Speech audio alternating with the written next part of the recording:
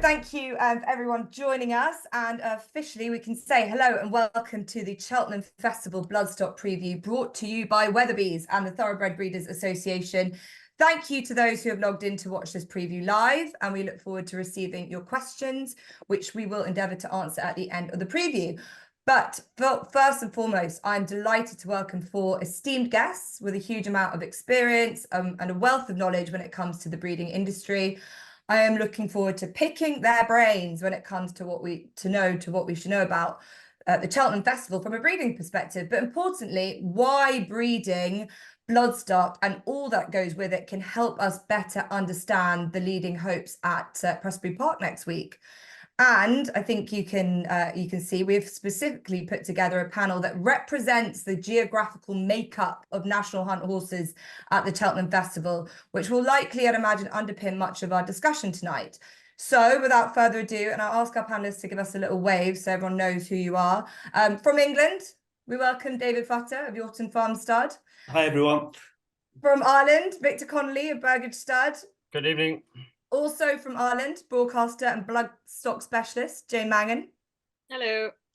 And from France, bloodstock agent and racing manager to the likes of BLM and other great horses over in France, Bertrand Le Metayer. Excuse me if I have butchered that pronunciation.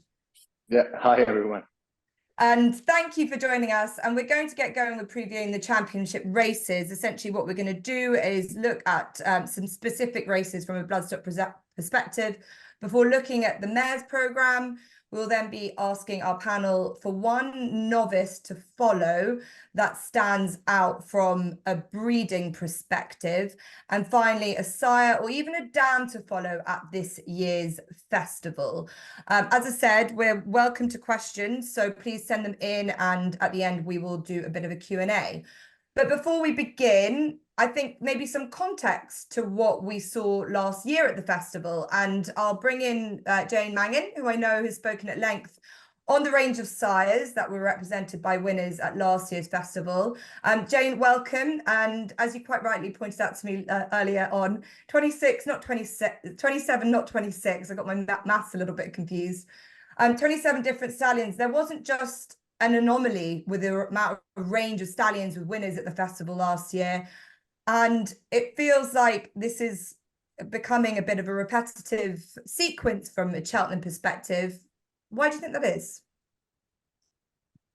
I think it's commonplace to have diversity amongst stallions and bloodlines in the winners' enclosure. And as somebody who goes to all of the sales, as I'm sure lots of our viewers do as well, it's frustrating that the sales ring doesn't reflect that.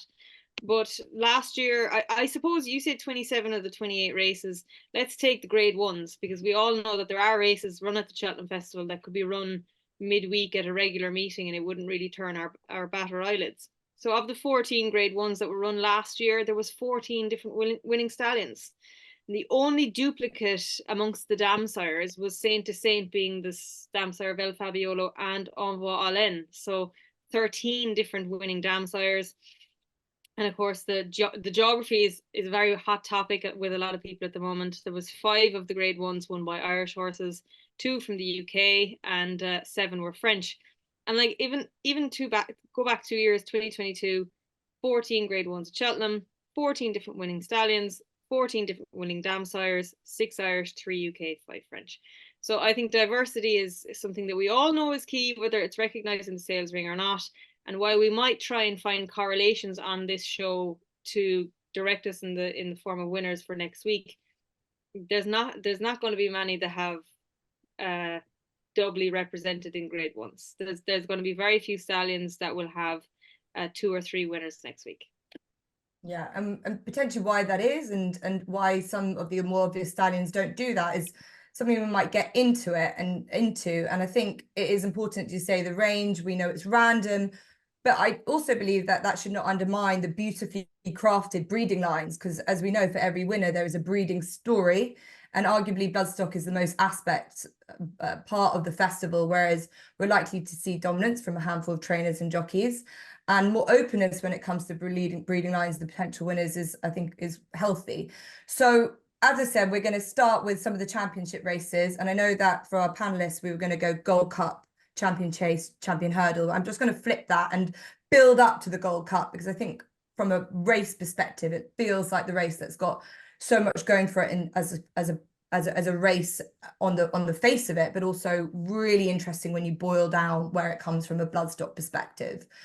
So I suppose the Champion Hurdle, a race over 2 miles, and it's very, from what we know of, it's a race about speed. It's a race about seeing a horse jump in a beautiful, magical way. And it's a race, as we know at this stage, has kind of been lost a bit now, the fact that we don't have Constitution Hill. And when I was building up to this, it was really about, I wanted to really get into the nitty-gritty of Constitution Hill as from a breeding perspective against the likes of State Man.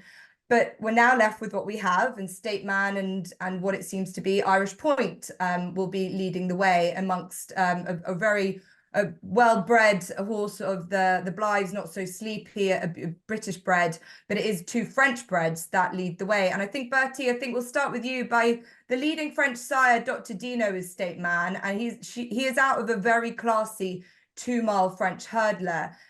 He has, as you would expect, all the credentials to be a champion hurdler with Constitution Hill, or not? Does he live up to the potential that his pedigree suggests?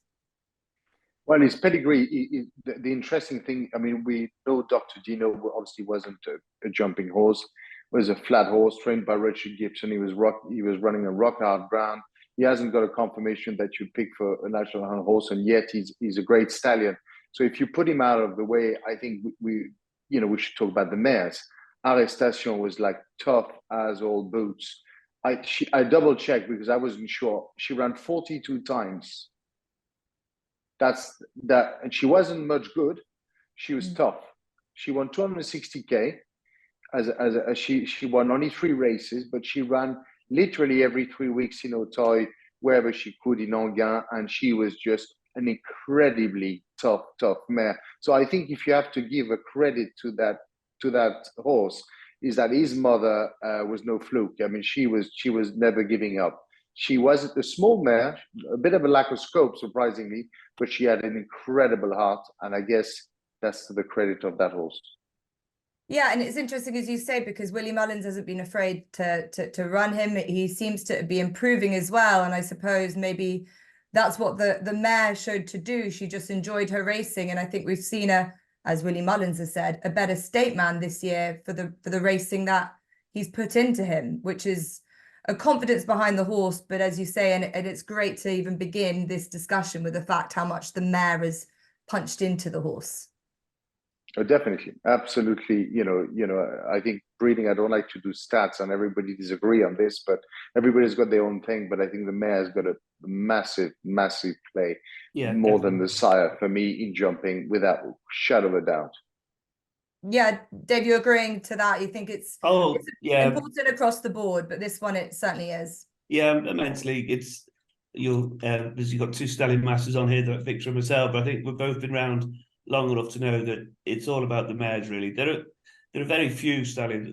It's touted around by many stallion masters that their stallions upgrade their mares, but there aren't many that actually do that. It's the mares that are important. If you've got good mares, and if your mare's good enough to breed a winner, within reason, it will breed a winner from most stallions, as long as they're not too obscure away from the national hunt. Yeah, very much the mares are certainly more important than the sires, I'd say. And you've got to give credit to Arrestation. She's already produced 2 black type horses outside of State Man. And I think, Jane, we touched on it when we were really looking at this race and the fact that Irish Point has come into it. A pedigree that is a lot weaker in terms of what I suppose the dam's done. Looking at what we can see, she wasn't overly faced, she didn't overly race, but she's clearly produced a horse that's punching above maybe even her weight, maybe even what the breeders had expected. Yeah, but it's interesting. The 3-part sister, Statuaire, who won, I thought, a subpar Royal Bond. She was by Muthathir, and she was quite hot, and she was almost a difficult ride. Couldn't be more opposite. Of course, Dr. Dino is by Muthathir and similar lines, but that's what I think I like most about the horse. Whatever the way the race develops, Paul Townend is extremely versatile on State Man, because he can adapt, because he's a very simple horse to ride. I mentioned it before in a previous piece that I wrote.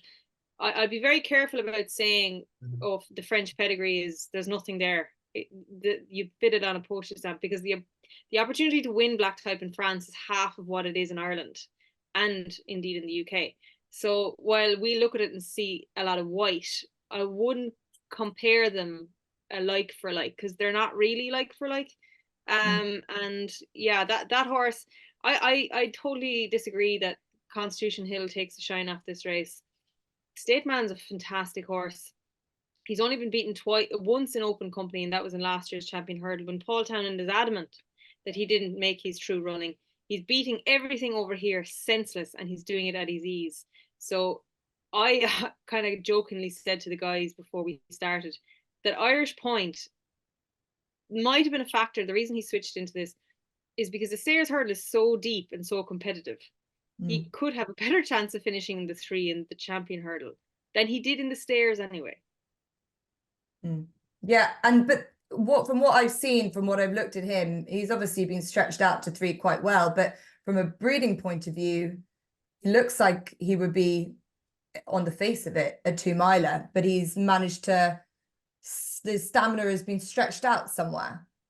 Yeah, again, he's quite a docile horse, and I'd say he's on the improve. Now, predominantly Irish Point has raced at 2.5 miles, and a lot of people are pointing the fact, oh, he's the horse that beat Il est Français when they met in France, and they're, you know, all these years on, they're still comparing the 2 for 2. But I don't know. I think Manja, obviously through Joshua Tree, is an influence for both speed and stamina, depending on their mentality, because they can be a little bit difficult. And maybe Bertie will be a bit more informed about Fragrant Mix, but Lina Mix wasn't slow either. So I can't really tell you that I have a deep knowledge of Irish Point's pedigree. His mother was limited. The pedigree is pretty white, but the sire lines can go either way.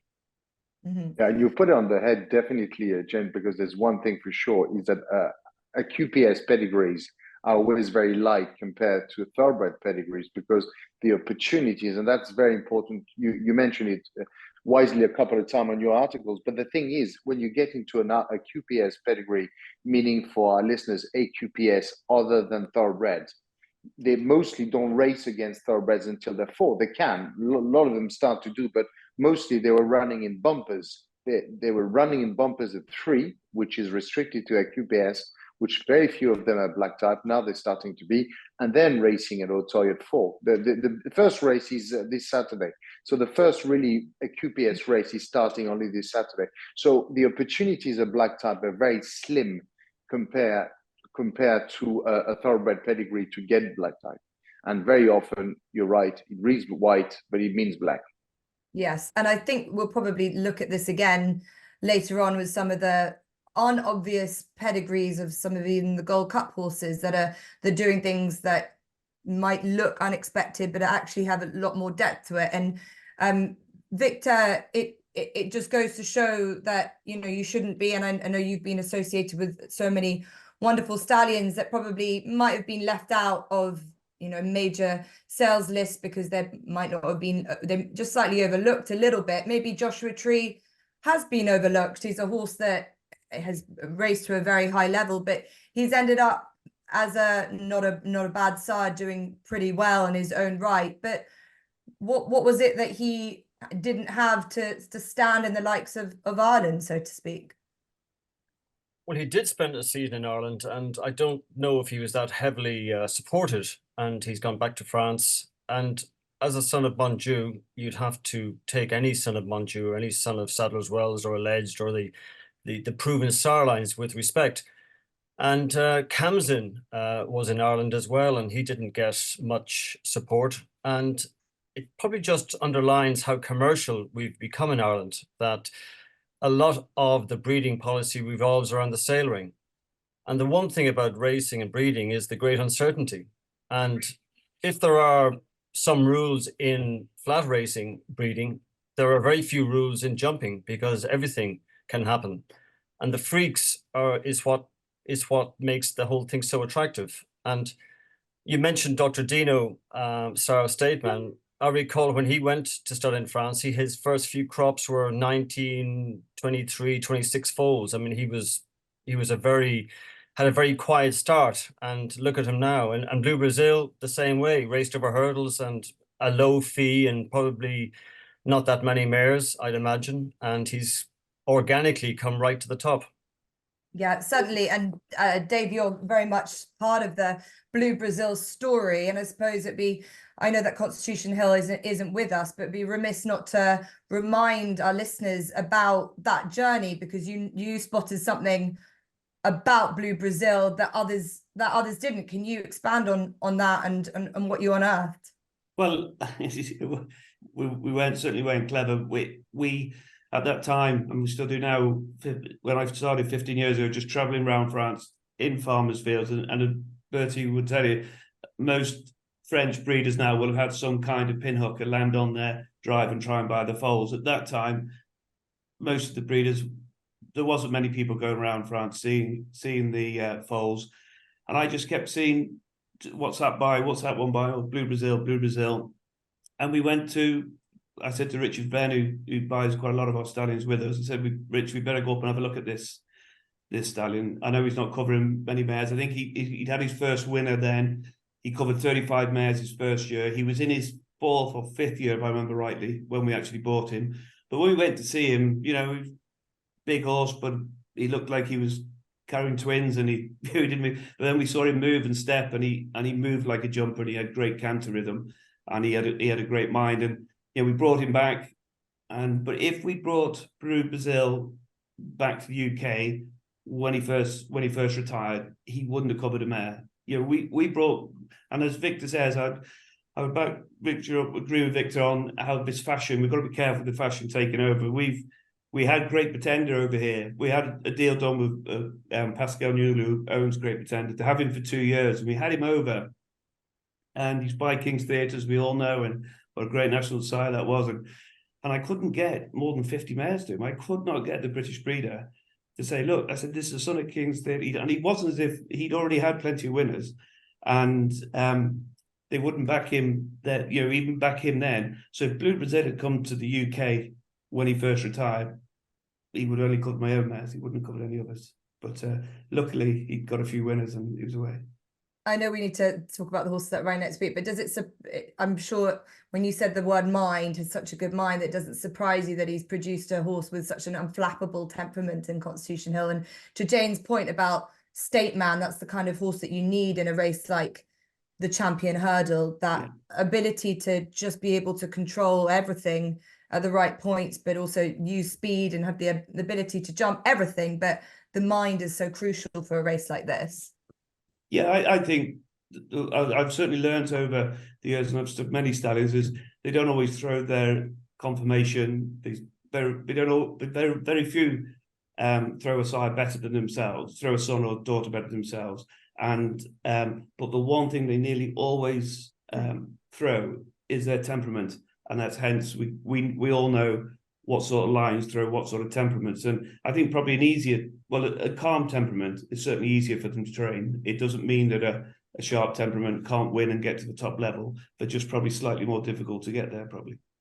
Yes. Okay. Well, the Champion Hurdle, probably not a huge betting race, not the most exciting races, but I just wanted to ask Victor before we move on, and maybe we have a selection from everyone for their Champion Hurdle if they want one. But Vincent, it struck me that, going through the last few years, obviously Constitution Hill, Honeysuckle, the British breds, but there've been French breds, but the likes of the Fauhines, the Jeskis, there were a lot of Irish bred horses that dominated this race throughout the years, but you don't find that many Irish bred Champion Hurdle types. Is that not become as popular as breeding a Champion Hurdle type as much in the psyche, or that's just not what they're turning into nowadays? Well, it's interesting you say that, because Fauhine, I think, is the only point-to-point horse winner that has won a Champion Hurdle. And then you go from that extreme to Hardy Eustace, who is by Archway, a son of Thatching, who was a sprinter, and Archway was a sprinter, Group 3 horse.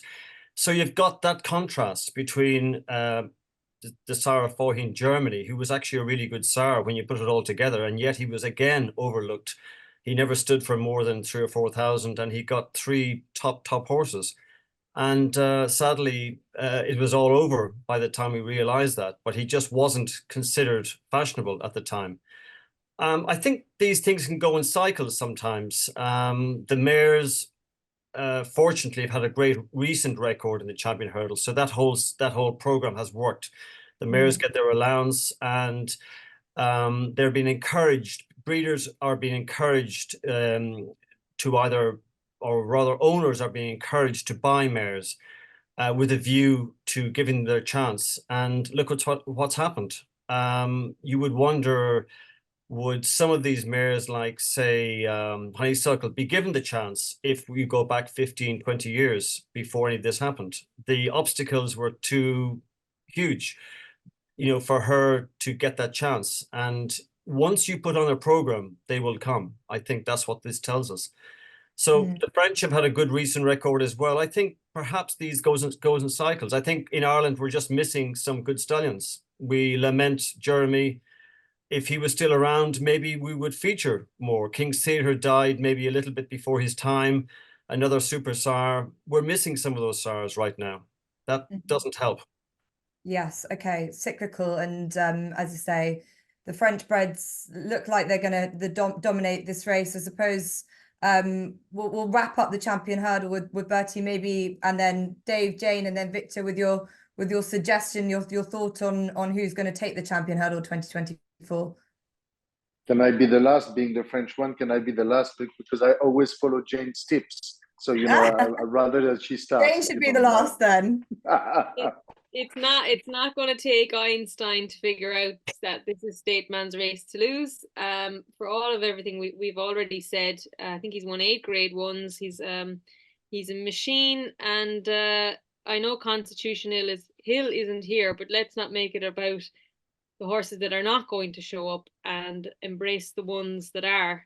Stateman's the best horse in the race, and if I think there's something going to potter around for a place, I think Echoes and Rain is going to be a big price on the day. She'll be ridden for 3rd, and she might just steal it.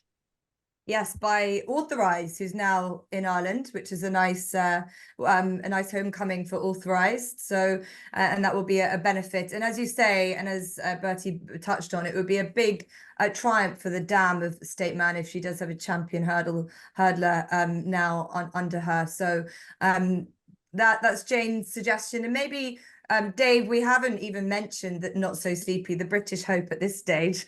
Yeah. And Lord and Lady Blythe, they've done a wonderful job with their homebreds, and he's really the flat horse turn jumper, isn't it? Which used to be what the champion hurdle was filled of. So it's great to still have him in there. Yeah, and then Sean Sleep, he ended up over in Ireland, obviously, and look, I think he's there for a good day out for the guys, and hasn't he given them an amazing journey and a trip and in the champion hurdle again? It's brilliant. Yeah, but Stateman would be I'm not a massive gambler, but I would have to give Stateman for that, the obvious one, I think. Yeah. Okay. And Vincent, have you got anything to chase him home, or you got something? Well, we replaced one odds-on hotshot with another odds-on hotshot, and it's very hard to see past Stateman. He deserves to win a race like this. He's clearly the obvious horse. And again, I would love to see a horse like Not So Sleepy running into a place. He's been very consistent over the years. Yeah, certainly, and it is a real triumph for a homebred as well. And Bertie, you've heard all of that. I think it's like I was saying to you earlier, I'm quite taken by this mare, because I remember her. Well, we all remember her because we saw 40-time racing. So I mean, fair play to her. She was that tough and that good. Just for the mare, I say she deserves to breed the champion hurdle winner. Out of interest, over how many seasons? 40 times? Because I can't remember someone. I think she ran. Yeah, I will double check, but she ran one of the first 3 races for sure. And she never stopped. She literally never stopped, because by the time you run more than, I'd say, a normal horse would run, if you run 6 to 7 times max in a year in Auteuil, that's an enormous amount.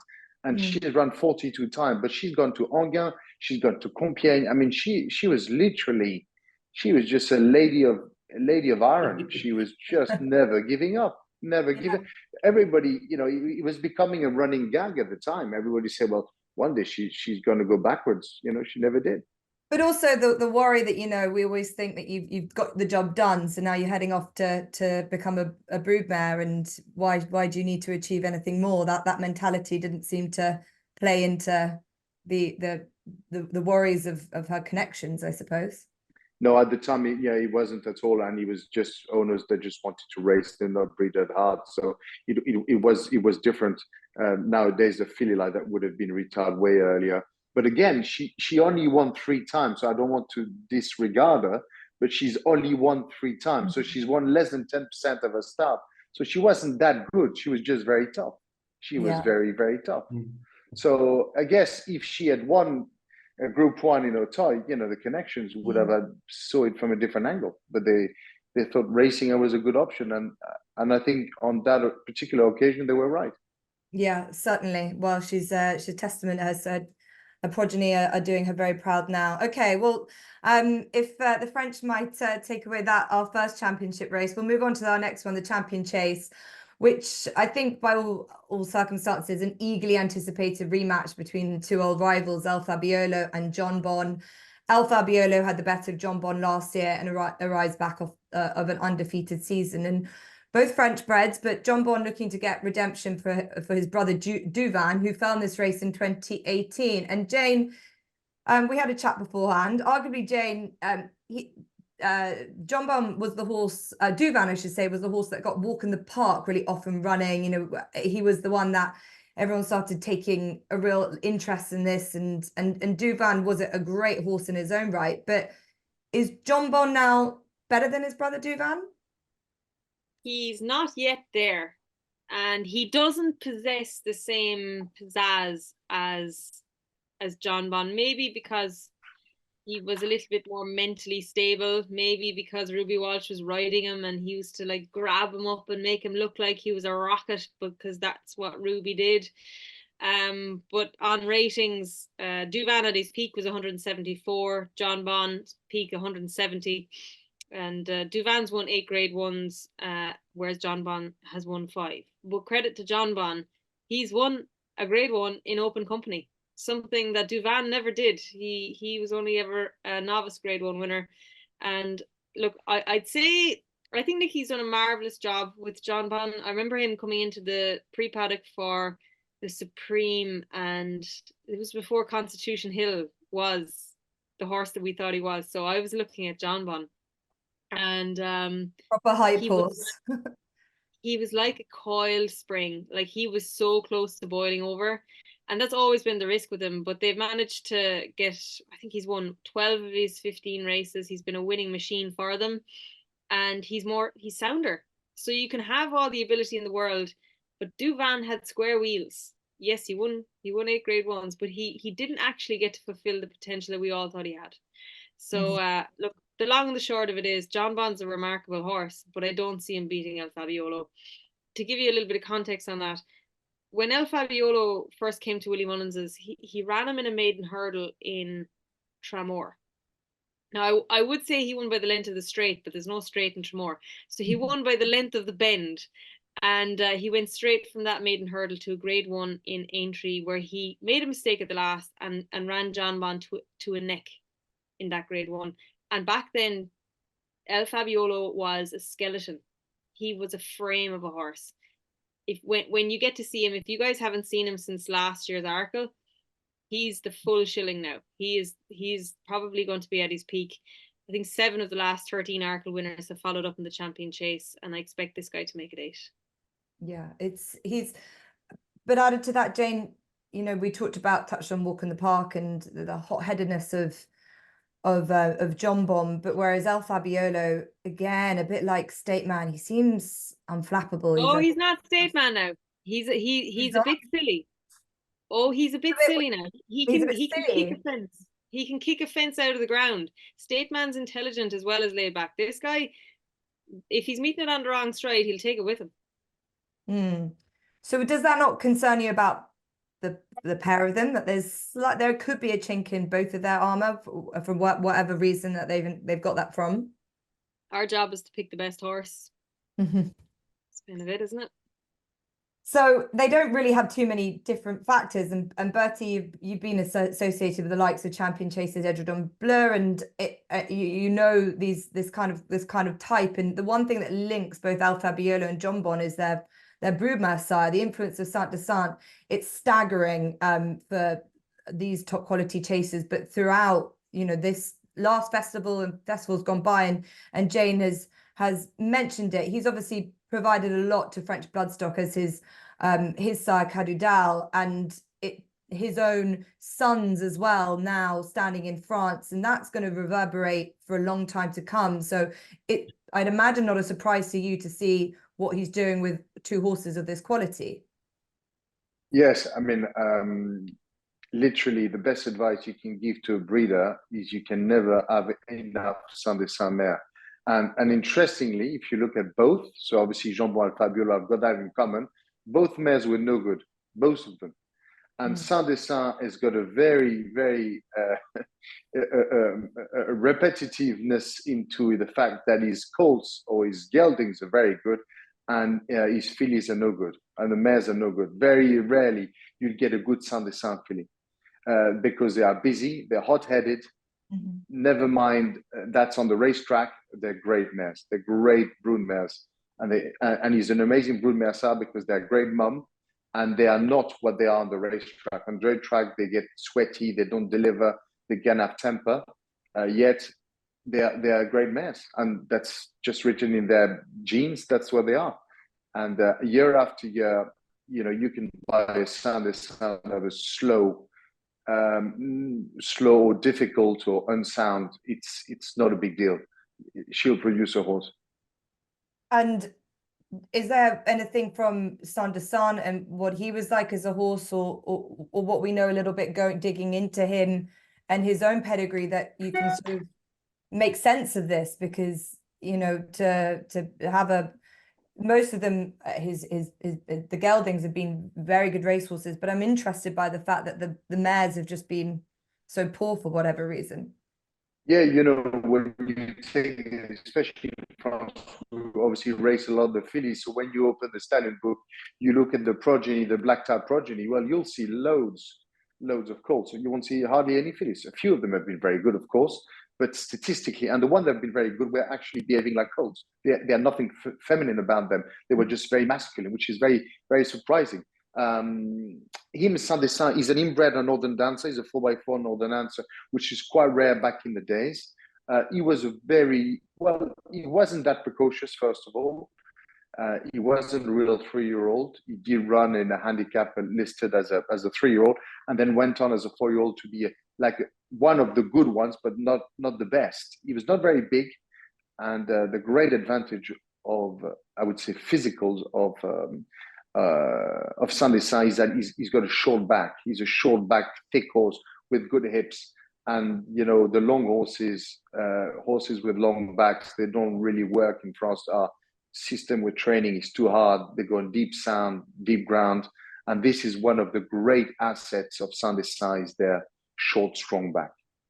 Yes, it's so interesting. And Victor, I bring you in a stallion man, a man who spends, you know, your life looking for this type of quality, you know, in a future stallion. And I suppose I'm sure, like we all have, a long admired Saint de Saint. Are those types of qualities that Bertie has mentioned what you look for, and what we're trying to sort of always trying to achieve, I suppose, as stallion masters? It's impossible to know what makes a stallion. The failure rate among stallions is huge, and you set out with the right intentions. And I just think, I don't know if it's the secret of French success of breeding, but I think in France, every horse is given a chance. Every stallion is given a chance. So you have an Ergoname by Denham Red. It goes back to a sprinter, Yellow God. It's not at all, it's an unusual line. And then you've got, and his pedigree is very white, very little on that page. So he's a complete freak in many ways. And there's been so many French horses, that stallions, who have done well from very low beginnings. But the key is they've all been given a chance at stud. And the trouble is, when you narrow your genetic pool, you reduce the chances of finding this freak stallion, which has always happened. So you're wondering, how can you find another Midnight Legend or another stowaway horses who started off from a low beginning? And what we look for, certainly among the sires who have runners, is horses that are showing potential. Jukebox Jury and Shantou both started off promisingly, and luckily we were on board before, you know, they became more evident. Of an unproven sire, certainly in Ireland, what you have to have now is a sire that's got size. That's what the market wants, and that unfortunately cuts out a lot of horses who would otherwise maybe should be given a chance. I think also you get to like any sire if they're good, no matter what they look like. Yeah, certainly. And again, it's a bit, I'd say, disappointing from an Irish bred perspective, why this field, the Champion Chase field, lacks depth, I'd imagine, from Irish breeding. Again, it goes back to my point from the Champion Hurdle division. Is the dream in Ireland, is the breeding in Ireland driven by the point-to-point field, and that then turns out to eventually essentially not be based on the speed as such? That probably is a factor, but maybe traditionally Ireland didn't have a strong presence in the 2-mile chasing division. It's a very particular quality for a horse to jump at that speed and that precision. I'm just thinking back, of course we had some good horses over the years, but we were normally breeding, a lot of our mares are what you would consider 3-mile chasing pedigrees. That's the basis of it, and it was more, they weren't a precocious breed like the French have a lot of flat pedigrees, I would imagine, and dual purpose pedigrees, and the Irish traditional broodmare had more of a staying quality. So I don't think they were aiming towards that very narrow race distance. That would be my understanding of it. And yet, if an Ergoname had turned up, if he had been sound enough to run, it would have been a more fascinating race. That should have 3 horses potentially in contention. Now we've only got 2, and it can still be and of course they can make mistakes. They can be an upset. Yeah, certainly. And I suppose that's why we have to bring in Edwardstone, Dave, from a British breeding perspective. And he sort of, he plugs at the heartstrings, being a Cave Tara. And we know that the story of Robert Aubrey and Ian Thurtle, this is a horse that potentially could have been a point-to-pointer, and that's their sort of background. But he's sort of driving the traditional aspect of it, I suppose. Yeah, and the interesting thing with the 3 horses we've just been talking about with this race, it's all Sadler's Wells lines. You know, El Fabiobo goes back to El Prado, back to Sadler's Wells. You've got Jambon, Monjou, Sadler's Wells, Cave Tara, Sadler's Wells.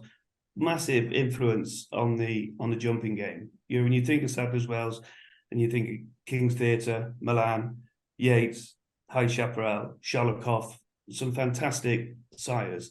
So, you know, that is one to note from a Ponty sort of view. I mean, the Sadler's Wells lines keep throwing up these tremendous horses, but Edwardstone, it's a great story for them. I mean, he's already won. I think he's already won 3 Grade 1s anyway, and it'd be a great story. They've dropped him back in trip, and Jane would know far more about it than I would about it, but we've dropped him back in trip, trained his tactics, whether he'll be able to run the race there.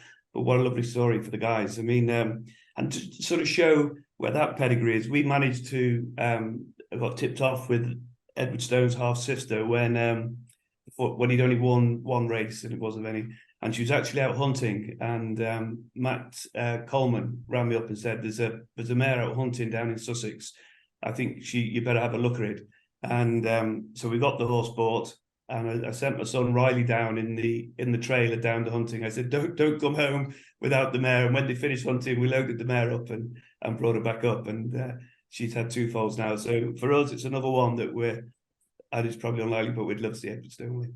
Yeah, oh, that's brilliant. But out of interest, and the mare is, what has she got? And how did you make that decision, knowing how well Edwardstone did with Cave Tara? Well, look, you have to take a chance, take a lump. We were lucky, and did we think he would come and do what he did? We didn't, but it was great to get the mare, and she's come on to do that. And then, you know, the next season he won the 2. He won, started winning Grade 1s. we have a master stroke filly at home as a yearling, and we just have we just actually about 2 days ago we had a gentle weight filly out of the mare. So it'd be great to see him come out and win this, but we'll see. Yeah, brilliant. And no, Edward Stone, I think Jane just touching on quickly is that, you know, it's interesting when horses begin to get beaten a bit, and pedigree suggests that they should stick at 2, but they try to stretch him out. But he is just a classic 2-miler, and he's at his best, and regardless of his age. And I think that was last win was a triumph for himself and for what he's really good at. Yeah, for sure. Look, he's an Arkle winner. He was a late developer in life. I was on him in the Arkle when he won, so I was very grateful for him for that. But I think he had the element of surprise last time, where he stole 10 lengths out of the gate and they were chasing. I can see him being on the pace here, and maybe it's not really Alan King's style to have a front runner all of the time. And considering Editor de Gite and Gentleman de Mee are likely runners, they might change their mind, because it could be a burn up. And the last thing they want is to get into a fight, because he is kind of keen. He needs to be settled. It'll be a race that would set up then for El Fabiolo. If Paul Townend is tracking a red hot pace, he'll be only delighted. So that gives me the impression that you're slightly leaning towards El Fabiolo if we have to push you for a selection. Slightly. And you know what? When Lorena came around in Ireland and she was the next best thing since Dawn Run, I just couldn't get past El Prado. As David mentioned, I'm a little bit allergic to anything America. Let him be by Sadler's Wells. And Lorena never really fulfilled the potential that she had, because she had a bleeding issue. And this guy is a freak. But there was a horde of Spanish Moons came into Ireland that time, and there's only one that we're talking about. No, it was quite interesting. Is the Spanish Spoon were very popular for the Pinockers because they were tall. You know, Spanish Spoon produces big horses, so that suited the Pinockers, and which was exactly the type of horses we, you know, in a way we don't really want in France because they're too big. And this is what Spanish Moon was throwing. Most of them were. I mean, Lorena was a big girl, and he produced these big horses, and big horses, big problems. It's interesting just looking at the stats, which I'm very grateful to Weatherby's and Nick Craven for giving me the past 10 year stats on all the sires. If you pick a sire, I can give you some information on them. But Spanish Moon, 15 runners at the Cheltenham Festival, 2 winners and 1 second. Walk in the Park, 32 runners, 4 winners. So they both have a 13% strike rate. So they're not too dissimilar, considering how many Walk in the Parks we would imagine to see and what we kind of sort of expect him to be doing based on what we see in the sales ring. Yeah, I suppose that'll change over time, because Walk in the Park's initial runners were, you know, the low fees in France, and now he's covering the best mares in the world. So his stats will head in one direction. But I have a question for you all. Then we're talking about stallions. I had a look at Solskjaer today. You know, that famous Manchester United man. Well, he had a famous horse named after him. Well, pedigree wise, Solskjaer, 2017, he produced Found of 50. How many foals had he that year? He stood near home here in Ireland in Cheltenham Stud, David Stack. How many foals did he have the year he produced Found of 50? Probably something ridiculous, like 10, was it, or 10 or something like that. 10. Victor, what do you think? Yeah, I'll go with that. Yeah, he had 16 foals, of which 2 made the racetrack, of which 1 has won, and that 1 is Found of 50. So look, we're talking about stallions. That's something you'd expect to see from France. But Solskjaer then was, you know, spent the predominant part of his life in South Africa.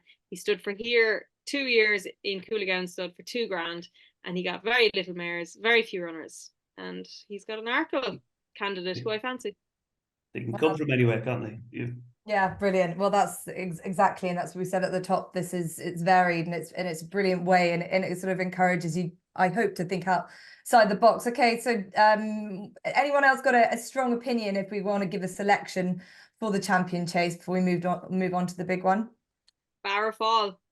Barful, yeah, fine. There we go. Well, it's between El Fabiolo and John Bond. We'll move on to the Gold Cup, because, as I said, I've moved it to the final section that we can talk about in terms of a race perspective, because I do think that this is got so much to it, as a race as a whole, as a betting spectacle, but also just from a pedigree, a bloodstock show. And look, the betting suggests that Galopin de Champs will become the first, will become the next horse to land back-to-back renewals of this. He's maybe an unlikely breeding triumph. We're going to go into that. He's a son of Timos. He helped to give the French breds a 1-2 in the Gold Cup last year. And Bertie, another, again, it's an overwhelming strength for French breds in this division, but not a new phenomenon. And it doesn't seem like it's going to slow down. Do you think about, let's say, Galopin de Champs and what he's proven about how that you go about breeding a horse of this nature in France? Or do you think that this is quite a beautiful accident, the likes of Galopin de Champs?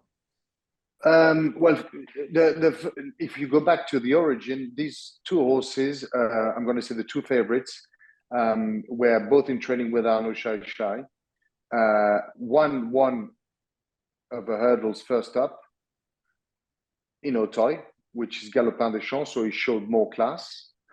And Fast or Slow went to a small track, then went to Deauville, Clairefontaine, before going and winning over the Chase, decided by the very same trainer to make him debut over the Chase in Auteuil, and won his debut over Auteuil, over the Chase. So it's quite interesting. They came from both same trainer, and they did win their first ever attempt to Auteuil, one over the Chase, one over hurdle. Arnaud Chai is a master. He's a complete, I know he's not known in the English and Irish Isles, but he's a complete master. And it's interesting that he has chosen that back in the days when he had both. And I think Galopin des Champs has probably got more class, probably more class than some of them. But the Gold Cup is all about jumping too. So I think that's where he puts this race into a great challenge.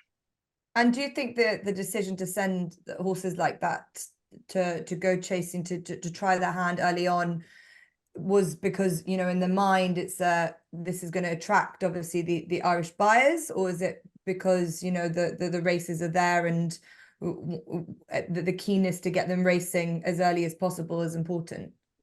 Yes, definitely, because we're all sing the praise of the French system, but don't forget there's the downside as well. Some of them race too early and they've got setbacks, and we have to wait for them and just go again, and then some of them would just gone through them. So the reality of the system is, when your horse is ready, yes, definitely go to the races.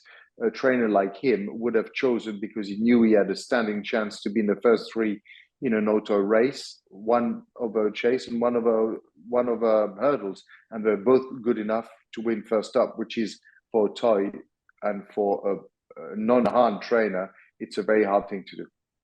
Yeah, certainly. And we've seen the French having a bit of its own sort of renaissance, I suppose, for want of a better word, in terms of this race. But it's not a new phenomenon at all. We know the likes of Courteau Star, where he's come from, but when you look at the likes of Galopin de Champs, Fast or Slow, who I know that you've been very well connected to, Jerry Colombe, L'Homme-Presse, Brave Man's Game, is there anything that you think connects them all from a breeding line, or is it purely about what they did as younger horses? Purely what they did as younger horses. And the day Ireland or England does the same thing, we'll be having the same conversation, but instead of a Frenchman, you'll have a man from Wales and you'll have a man from County Cork, and that'll be exactly the same thing. Because the reality is how you produce. You don't learn to box when you're 25. It's too late. It's clearly a way of producing horses. Of course, the bloodline and the selection of mares has got a crucial, racing the mares. As Victor was saying, I mean, the selection of the mares is a crazy, factor, because it's, even if she was no good, you knew what she was good or no good at. If she's in race, how do you know? Yeah. What you breed her to. So that's very important.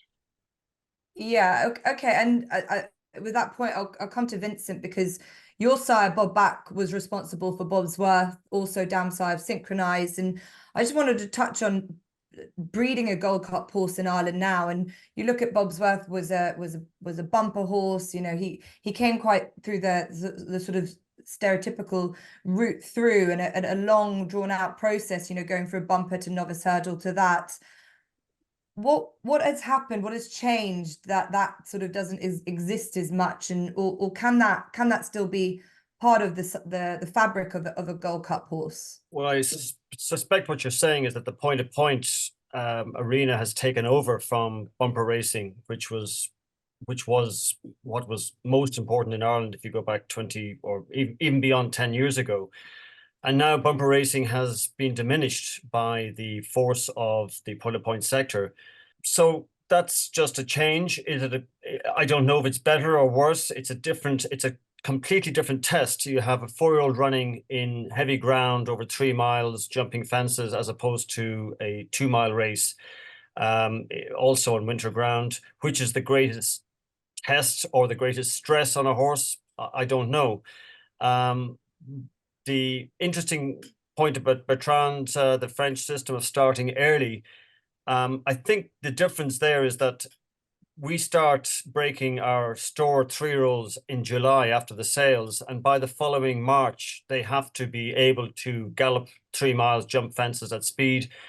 And it's a very short run-in if there's a possible downside to that system. Whereas the French seem to break them as yearlings and treat them like flat horses and stop and start and give them a chance to recover from that experience, and then they run them at 3, but it's a longer lead in. So the bumper approach has been taken over by the point-to-point, and I think that's work in progress. I can't say. There's been some good horses, obviously, from that arena, but and also going back to the Bob Back question you asked, Bob's Worth for me was very rewarding because he wasn't a big horse. Bob Back's fee at the time may have been 7,000. This fellow made I think 11,000 as a foal, so he didn't make money, he didn't lose money. As a yearling, Peter Maloney sold him for 16,000, which again he paid his way, and then Barry Geraghty offered him as a 3-year-old, and he was unsold, I think, at 21. So all along he was rejected for being too small, and yet his record at Cheltenham was superb. He won at 3 different festival meetings, and for us, we were delighted that Bob Back eventually had his top horse 2 years after he died. And he was, as you say, a triumph. And what Nicky Henderson always said about him is that he might not have been the most talented, but my goodness, well, he was obviously as a Gold Cup horse, but compared to some of the others, but my goodness, he would throw the kitchen sink at anything and run through a brick wall for you. And a testament to your sire in that respect. You talk about the point-to-point system, and there's a couple within here, and I think Shishkin's the real eye catcher from where he's come from. He was a 3-mile point-to-point horse, winning in the point-to-point field, but has gone down the route that at the time he looked like he was all speed, but he's actually living up, Victor, to his pedigree, which has always suggested that there is stamina in there. So he's an important addition to this, to what his pedigree suggests. Well, I think one of the keys to him is he's by Sholokov, who has already had a Gold Cup winner. And I think in Cheltenham, it's such a unique, challenging course that sires who have had form at Cheltenham, it means a lot. And if I was backing horses, I would take the sire record into consideration. Some good sires have had poor records at Cheltenham over the years. It's such that punishing uphill finish.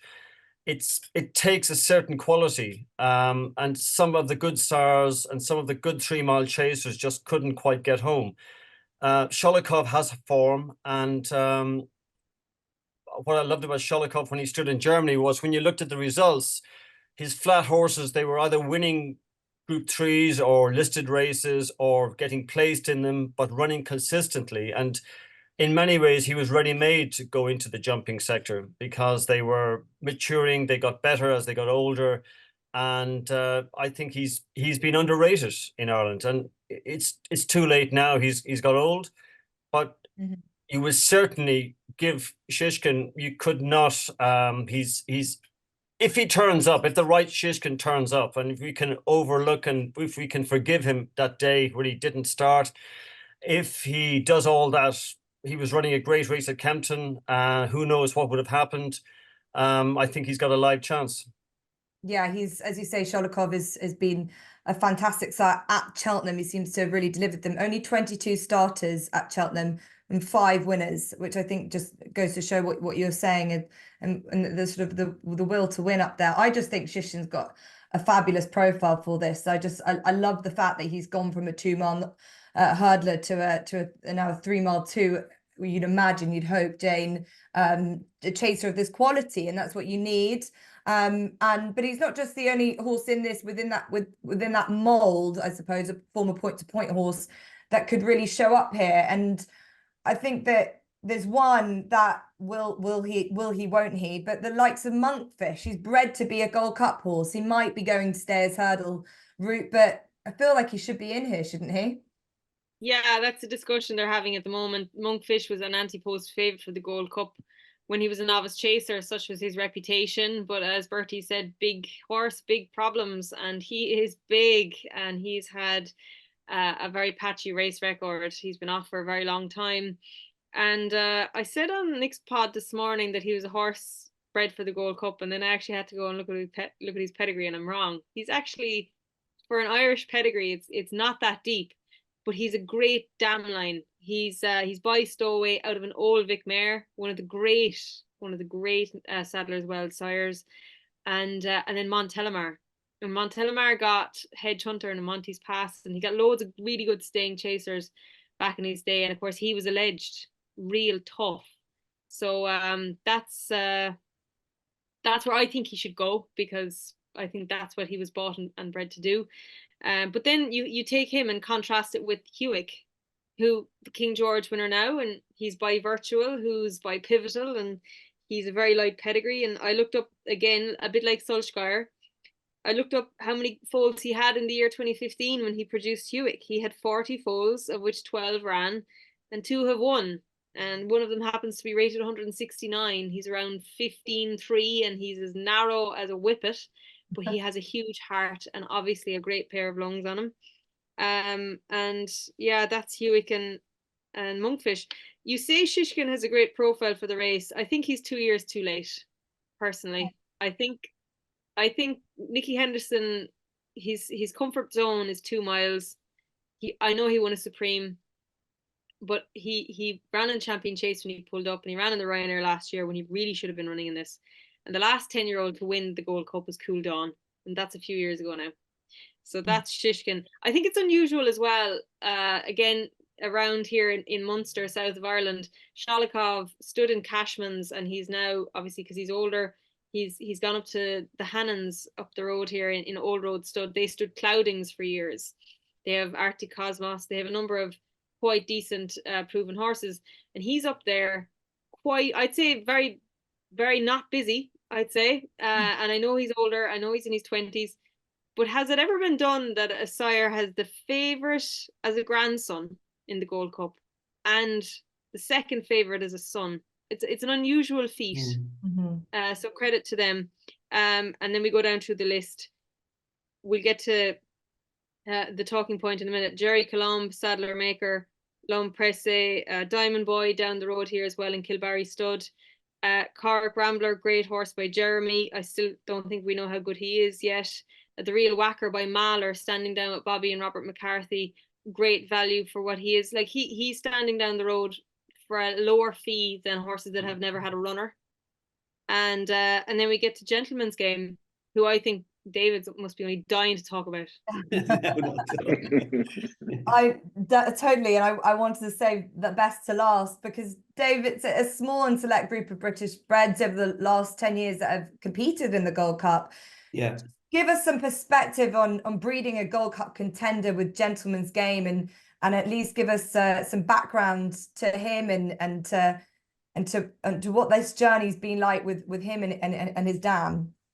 Yeah, well, it's great. It all started, unfortunately, Maggie Lux passed away now, but she was a great supporter of Yorton. And I very first saw this mare when we were stood at the old place, and she came in, and Richard Kent had her with another chap. I just can't remember who it was.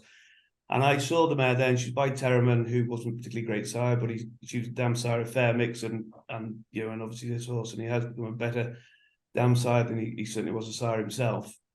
And I liked her there, and I thought she's a lovely type of mare. And I'm very much a stockman that looks at mares, and not saying we get it all right by any means, but the pedigree obviously got to be good, but the specimen itself, and she's a good, nice, not too big, 16-1 mare, nice type of mare. Anyway, she came onto the market at Doncaster, and Nick, Maggie's son, was with me, and we were there, and he liked it. He loved the pedigree, and between us, we sort of thought, right, we'll have a go at this. Neither of us had that much money, but we pushed on, and I can't remember exactly what she cost. Really, she cost about 15 and 16,000, and I've never seen Nick and myself look so pale afterwards, because we're signing the ticket. Nick signed the ticket, and we weren't sure what we're going to do. But Maggie came to the rescue and helped us out. And then obviously we bought Gentleways to stand here through James Jean Potter, and we, Maggie decided, right, go on, let's use Gentleways. So there's a lot of chances, we all know, in this. But the Bleans came in great.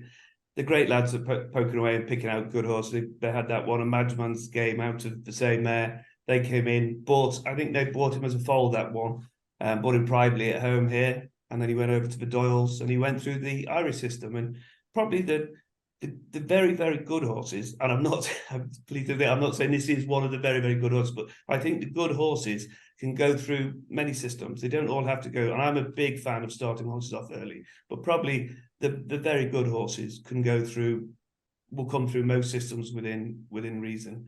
And this chap came through, as we know, through the Irish point to point. Yeah, and as you say, it's a great advertisement for Gentlewave and what he's doing, and not an early point for him when he arrived with you. What was the thinking behind securing Gentlewave? Obviously, we've seen the likes of Easyland. I remember being one of the top ones by him. What was the thinking behind bringing? Well, he was by Monson. Yorton were quite keen on the German pedigrees and the German sire lines. He was a good racehorse. He had quite good stats at the time. So we went over, we got him bought over from France, brought him over. We buy most of our stallions. If we can't afford to buy the stallions when they're obvious and everyone knows they're a good sire, we have to try and buy them before it's obvious and try and get them at a bit of value. We got him bought. We brought him over, and he had two good seasons covering good books of mares, and then he went quiet. And we send him back to France. And it's funny, and Bertie will know this, he went down to covering 25 mares in his third year here. We sent him over to Harris de Lyon at Angers there, and he covered 90 mares each of the 2 years he was there in France. So it's how the different countries judge a stallion and what they want to do with them. And that's a scenario that, he's here, in the UK, can't get 25 mares to him. Send him, have a deal, lease him back to France. He stays there for 2 years and covers between 80 and 90 mares each year over there. Yeah, and Bertie, just on that, it's is it just a mentality? It's just the idea that they take a chance, and the provenness of a sire is not is it as important, or is it it's just a different attitude? What do you put that down to? Yeah, I think we've exchanged a few times on that topic. I think I've always talked about the geographical situation, which I think is very important for people to understand, is that, if you're a big stud farm, you've got plenty of stuff, 2 lorries on the road, it's fine for you to send a mare to be covered 7 hours away, but that's the reality of some breeders, and some of them don't also want to spend that much money. So the horses, if you're within a neighborhood, you've got a good proven stallion at good value, people like to support the farm. So they say, well, I like your new horse, stands at 2,000. Let's go for it, because I think he matches my mare, because he's a proven horse, and because he's good value for what we do. Not trying to get too commercial, but we are getting there, sadly, and I see it coming. That because of the mostly the Irish Pinockers now, the French want to fit what the Pinockers want. This is going to be a problem. So, you see the few euros coming into the bank account, in a piggy bank when you sell a foal, but the reality is whatever is going to follow, the rivers that you're creating are not going to make a good lake, because it's not the right way to breed horses, to produce race horses. That's what I mean. Sorry. It reminds me of a quote from Willie Mullins that I read, that he said that the French breed to race and the Irish breed to sell?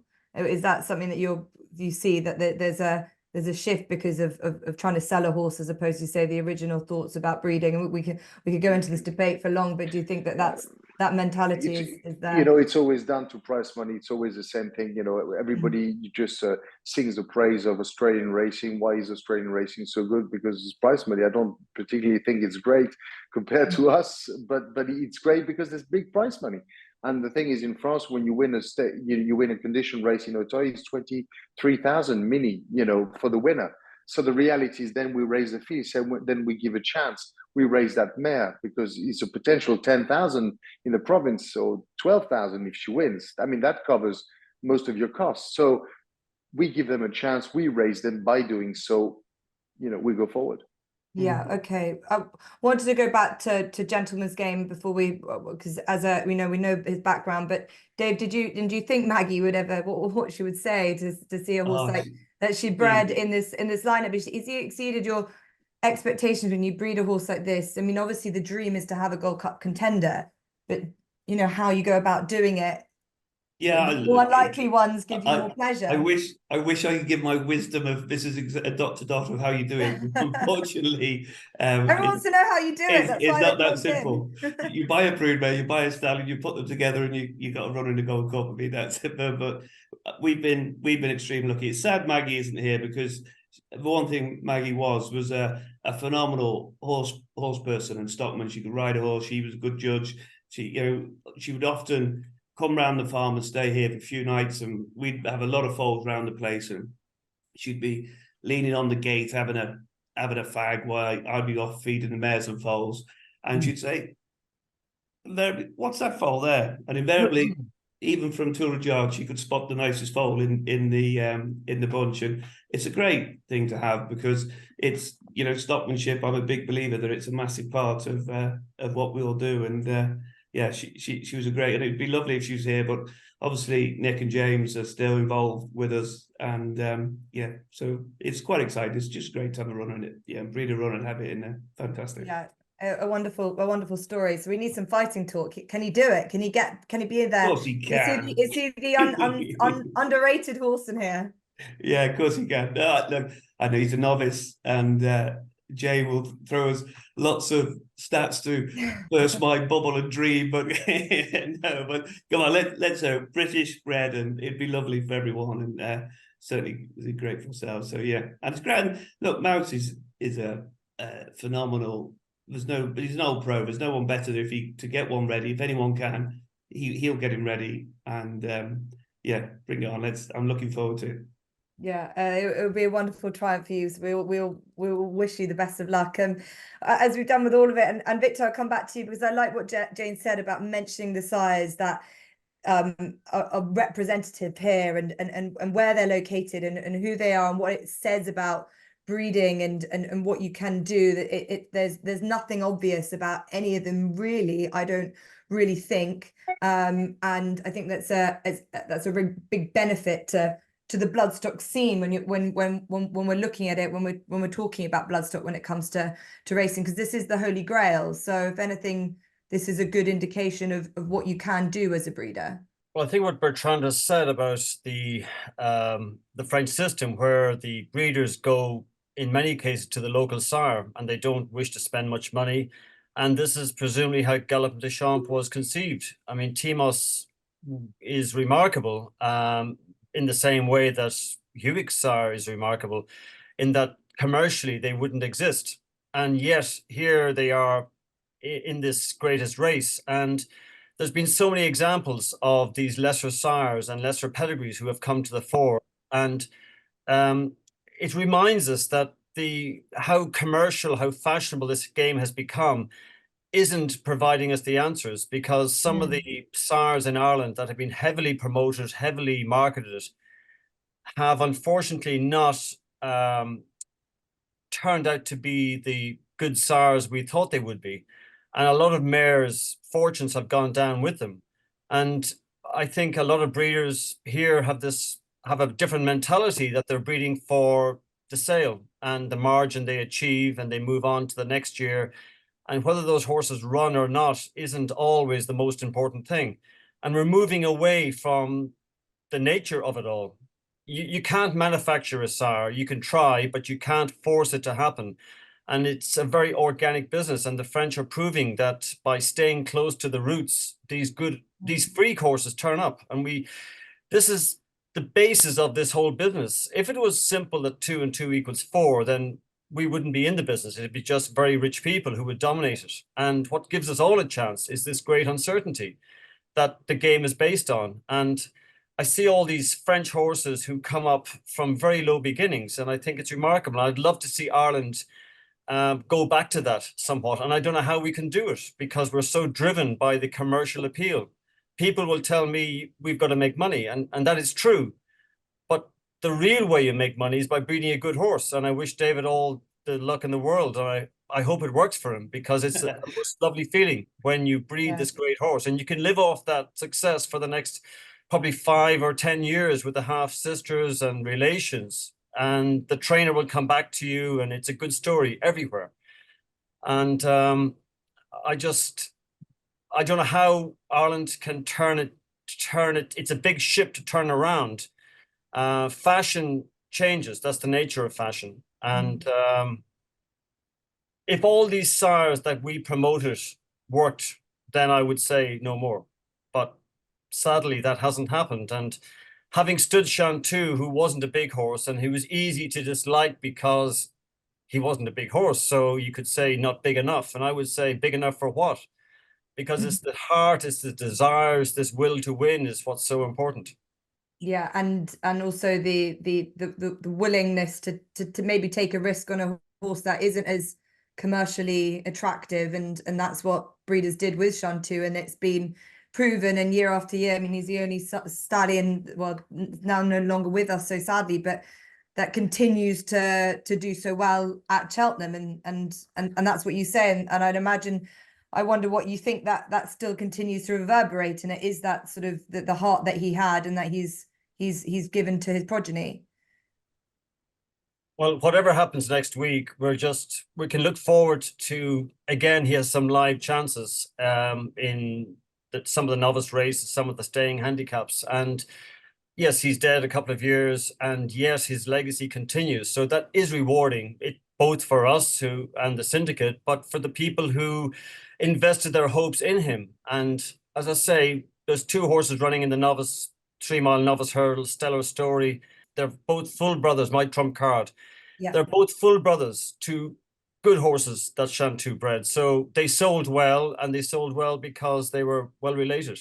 And regardless of their physique, it was for the right reasons they sold well. So I'm hoping they run well. And whatever happens, it's just nice to see all these horses who have, decent chances, I'd like to think.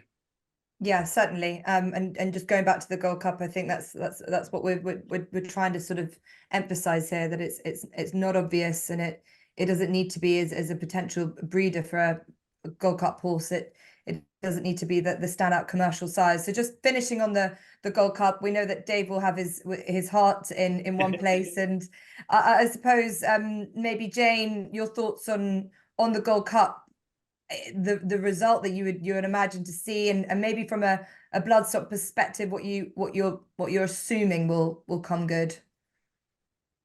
Well, look, again, a little bit like the Champion Chase and the Champion Hurdle, Gallopin de Champ is on ratings and on form the best horse in the race, but I do think it'll be tactically interesting. And he's no longer the erratic novice that we remember from his first couple of runs over fences. So if the pace, I don't see a lot of pace in here. I think the real whacker is the only natural front runner, and maybe something will go alongside him. But Paul Tannen won't miss the start this year. He'll be up on the first 3 or 4, and he'll be able to dictate when he wants to press the pace. I actually, before we joined, I watched the beginning of tonight's Road to Cheltenham, and Dan Skelton was a guest with Lydia and Ruby, and he was talking about running Protectorat in the Ryanair Chase, and he said he has a suspicion that Sons of Saint de Saint, who have contested the Gold Cup, just didn't stay. And he was saying his own fella, but I'd say he probably just wasn't good enough on the day. And Jack Adam. And Jack Adam is probably a fair shout. And with Fast or Slow, you could say, I really like the horse, and I know I know Martin Brazel has a little bit more tweaking to come, so I expect him to get closer to Galopin Des Champs.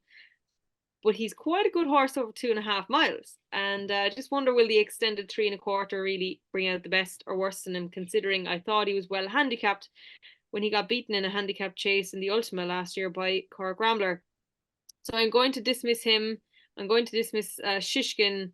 And that brings in some strong stayers like Jerry Colomb, the Sadler Maker horse, who I'd say will miss a trick at around 3 or 4 out because he lacked a bit of tactical pace in the Brown Advisory last year. So he might do the same here. And I could see Dave Futter's horse running a very big race. I actually have been putting him up. I'm sorry, Dave. I haven't put him up as an each way shout just because of my respect for the trainer. I've seen him after racing a few days at Punchestown, and they are purring.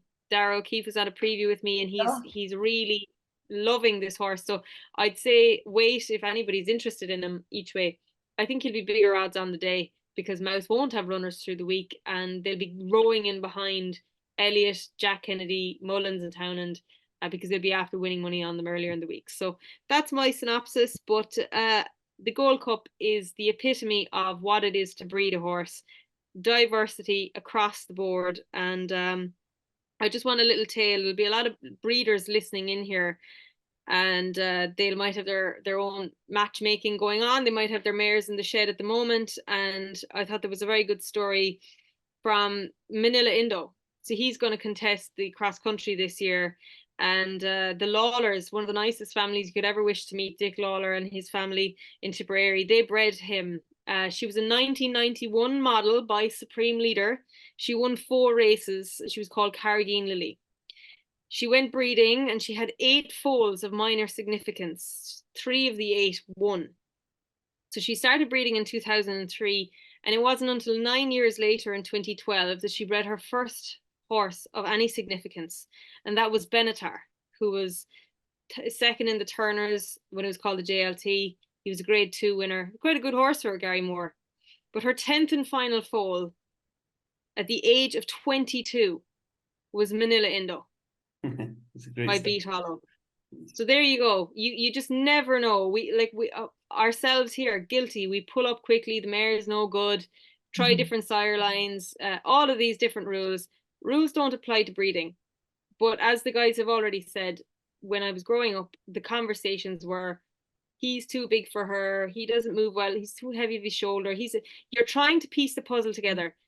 And the biggest mistake we all are making is that they won't buy him.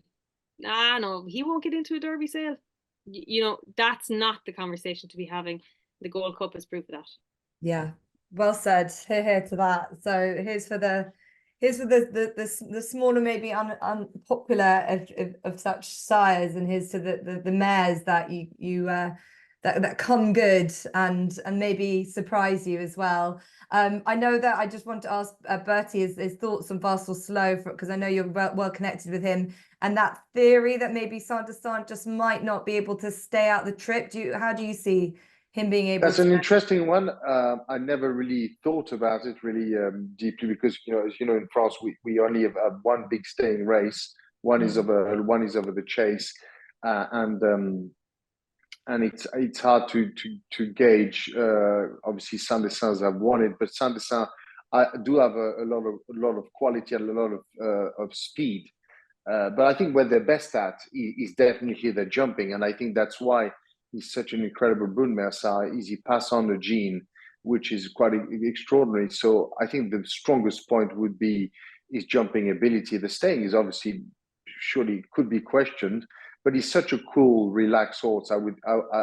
It's not going to be, if he doesn't stay, it's a real internal issue of stamina. It's nothing to do with his behavior, because he's such a cool, relaxed horse. He jumps beautifully. I think that will serve him very well in the contest. Yeah, that's the key question for plenty of these, bar the previous winner, I suppose, Galopin Des Champs. So maybe Bertie, your thoughts on the winner of the Gold Cup? As I told you, for my thinking is, I think if you take apple to apple, you probably have got more class. If you take these 2-3-year-old, when they were, the first 2 favorites anyway, you probably have got more class with Galopin des Champs and more jumping ability with Faster Slow. I do like down the betting, the fact that you've got horses which I think Jerry Colombe, I thought he was going to get a better price than that, and I'd support. I'm not totally in the Shish King personally, but I would support Jerry Colombe. Yes. Okay. Yes, and Cadudal influence, bit similar to Sanderson that way. Yes, but okay. again, Cadudal did stay. There's no Green Dancer line stays. But Yeah. I've never thought about it. I look into it. It's very interesting. I will look into it. Okay. I think it's just Dan Skelton just said it. I personally think Protector just wasn't a Gold Cup horse anyway. And you talk about Cadudal, like he's the grandsire of Native River and Album Photo. Like the blood, Okay. it just makes sense that they would stay. Yeah, and a funny story for the listeners is that Cadudal, the funny thing is, nobody wanted them from England back in the days because you remember that because they had curbs, and the whole Cadudal line, the whole Green Dancer line, have got curbs, all of them. I mean, if it's got no curbs, it's not a Cadudal, and it's passed it on. And Saint-Dessin, funny enough, all have. If you go to France to see them racing, most of them have had their curbs are frozen, most of them. Mm-hmm. And it's just the way they are. But they would not buy them. The confirmation people would not buy them because of it. And he's obviously never bothered them. And that's the way the mares are. They haven't got particularly the best fox in the world, but they're working. Yeah, certainly, and they can jump for certain. Okay, Victor, you've heard all of that, and you've seen the pedigree lines, and I suppose the variety there is there, and we know that there is one standout on class wise, but who do you see as the Gold Cup winner this year? Well, two of the contenders are trained locally to us, obviously Galopin des Champs and Hewick, and racing lives on fairy tales, or it needs fairy tales, and Hewick is that horse. But I would have thought the ground is unlikely to be in his favor, and it's hard to see if it continues like this that he'll get to run. But he is a good story, and for so many reasons, it would be amazing if a horse like that could upset all the odds. He was running well last year, possibly would have been placed, who knows? And you can't argue with what happened to Kempton. He was looking like he was going to get pulled up early on, looked like completely outclassed, and suddenly he arrives and goes running away at the end. So the ground looks unlikely for him, and I find it hard to. Jerry Colombe, obviously you do like him, but he's got a lot of ground to make up on Galopin des Champs on their last outing at Leopardstown together. And it's a big improvement that's needed. Galopin des Champs just seems to has everything in his favor, and the ground and the stamina test shouldn't be an issue. So I find it hard to. And Willie Mullins just has this amazing record of delivering at Cheltenham. I mean, if you just take that to begin with, it's a good start. So that's for me. The worst kept secret racing. I did enjoy Shark Cannon's fighting talk today. He said about Galopin des Champs, no, I don't fancy him at all. And hopefully my horse will be the one to beat him. If he didn't impress me at all in the Irish Gold Cup, on that run, he's vulnerable. And the drier the ground, the worse his chance. Go on, Shark. And we always enjoy that. And as I say, it's great for racing all these stories, and it's brilliant. So we'll move on from that. As we said, the Gold Cup is a race, I think, for the ages this year, and we're really going to enjoy it. And all the best to Dave and to Nick Luck, a good friend of ours. We're going to talk now about the mares, because as we said at the start, and it's pleasing that the mares have held their own as part of this conversation from a long way out.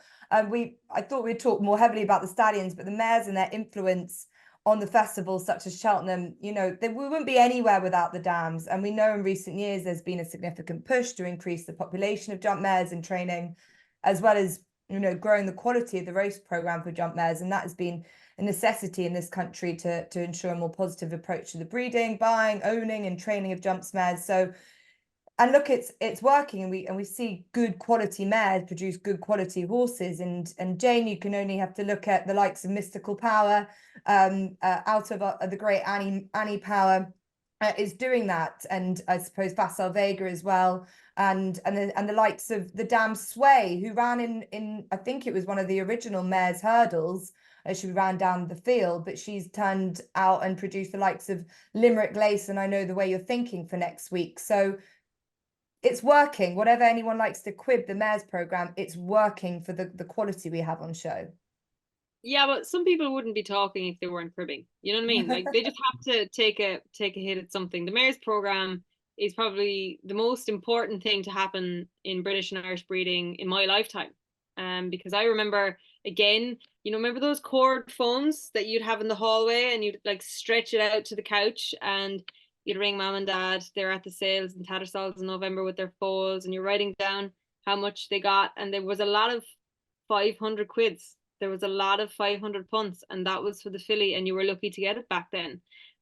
That's no longer the case. Fillies have value, and that's very good memory. If you remember, Sway contested the 2010 Kivega won Mares Hurdle. That was the second. That was the third renewal, because White Oak beat Refinement in the first renewal of the Mares Hurdle at Cheltenham in 2008. And we know what Kivega has done since her 6 wins at the festival. She's produced 3 winners from 3 runners, Aurora Vega, but of course Facile Vega. Sway was behind her in 2010. She's produced Limerick Lace. I know the way you're thinking, and I like the way you're thinking. I know the way you're thinking. For what it's worth is my tip for the Kimure. I presume Derek O'Connor is going to ride him for Gavin Cromwell. If anybody wants to know why, just look at the Gaelic Warrior Ile Te Tomp race from Limerick, where he finished 3rd. Going back to the Mares Hurdle and what those mares have produced, Sparky May was 2nd behind Kivega in 2011. She was beaten 10 lengths, and of course she produced last year's Turner's winner, Stage Star. Shop DJ, I actually managed to ride Shop DJ when I was a 7-pound claiming amateur here in Ireland. She was 5th behind Kivega in 2012, where she produced Hillcrest, who we're yet to see back, but he's a hugely talented horse for Henry Daly. Our girl Sally, another one for Prunella Dobbs, who was very talented. I remember Barry Gertie riding her. She finished 10th in that race in 2012 behind Shop DJ and Kivega. She, of course, then went on to produce Black Tears to win the race in 2021. And I suppose the most famous of them all is the mare that fell in 2015, Annie Power, the champion hurdle winner. Her first foal, I thought they were bananas sending her to Galileo. I said, Jesus, she's made for a Son of Maja. And of course, Mystical Power now looks like he'll be dead on for the Supreme, considering Ballyburn is confirmed for the Barring Bingham. And I can see why, because he's not short of gears. And just that Annie Power family, everybody might be familiar with the Anna Luch family. Most of it was actually with Ronnie O'Neill in White Mount Stud. And Ronnie O'Neill bred some very good horses out of that family by stowaway, but it's actually predominantly flat pedigree. And one of the sisters of Annie Power is Anna Starr. She's unraced, never did anything for her country, but her best performer is Langtree Lady. It's interesting that Bertie said that the daughters of Saint are no good. This one might be the best. This one might be the one good one that could trump the cards. She was very good in Gorn. I know we've only seen her twice, but she likely will contest the Mares Hurdle on the first day. And another sister to Anna Starr and Annie Power is Anno Mundi. And Anno Mundi bred Giant of a Man by Stowaway, who's definitely named after the Shark Cannon. And a sister to Giant of a Man. So again, we're going down niece of Annie Power. We're 3 generations in. Anno White by Ronnie O'Neill bred Anna White, and he sent her to his own horse Valoran. And he has produced Lecky Watson, who is a really good chance in the Albert Bartlett. So there's one family with 3 major chances at the festival. Yeah, and we haven't even got to Matney yet, and what she's doing and how she continues to shine. But she's a completely different mare, Jane, to the likes of Annie Power and Matney from what I could find, unless there's she did race somewhere, and I don't know if Bertie you know more, but I can't find a race record for her. But she has produced an exceptional quality progeny. Brighter Days Ahead obviously being the first of them, well, not the first of them, but the obvious one for next week. And we've got the likes of Caldwell Potter, and it's a complete stark contrast, Jane, from a down perspective of what they've done on the track and compared to what they both producing good horses on the track, but from what they did themselves as racehorses. Yeah, but it's quite interesting because you mentioned Sway, and Sway, I was responsible. I bought her for JP back in the day, and she was. But it's quite interesting because we're talking about QPS. So she's in a QPS. She was trained back in the day for Guy Cherel, and this filly was like literally the star filly in France. But if you look at her record, she's in a QPS, and she yet raced against the thoroughbred, which was very unusual then. She raced 6 times, and she won, I think, 4 times in Auteuil, always in brilliant style, but she was a little bit quirky.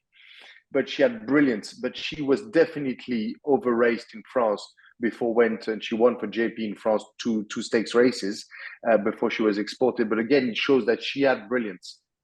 Obviously, her career was probably a bit too much early on for that QPS, but she had brilliance, and she passed it on to progeny. So again, the mares, it is such a vital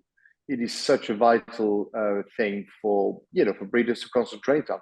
It doesn't have to be only the quality, it can be the look, it can be the page, but it is the name of the game. Is just these fillies, these mares.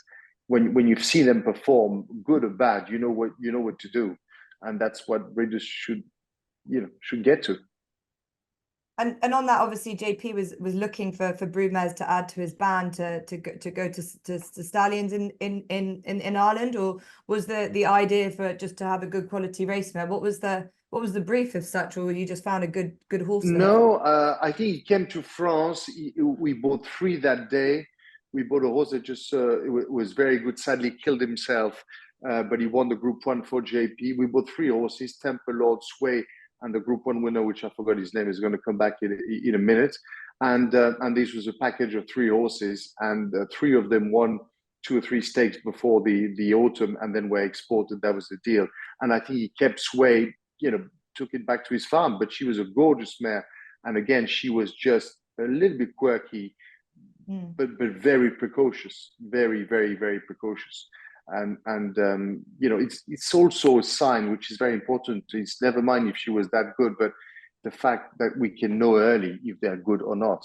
So that means you go quicker to the stallion you've chosen, you get a quicker return, you get a quicker assessment of your mare, assessment of your progeny, quicker to the track. I mean, the whole thing works.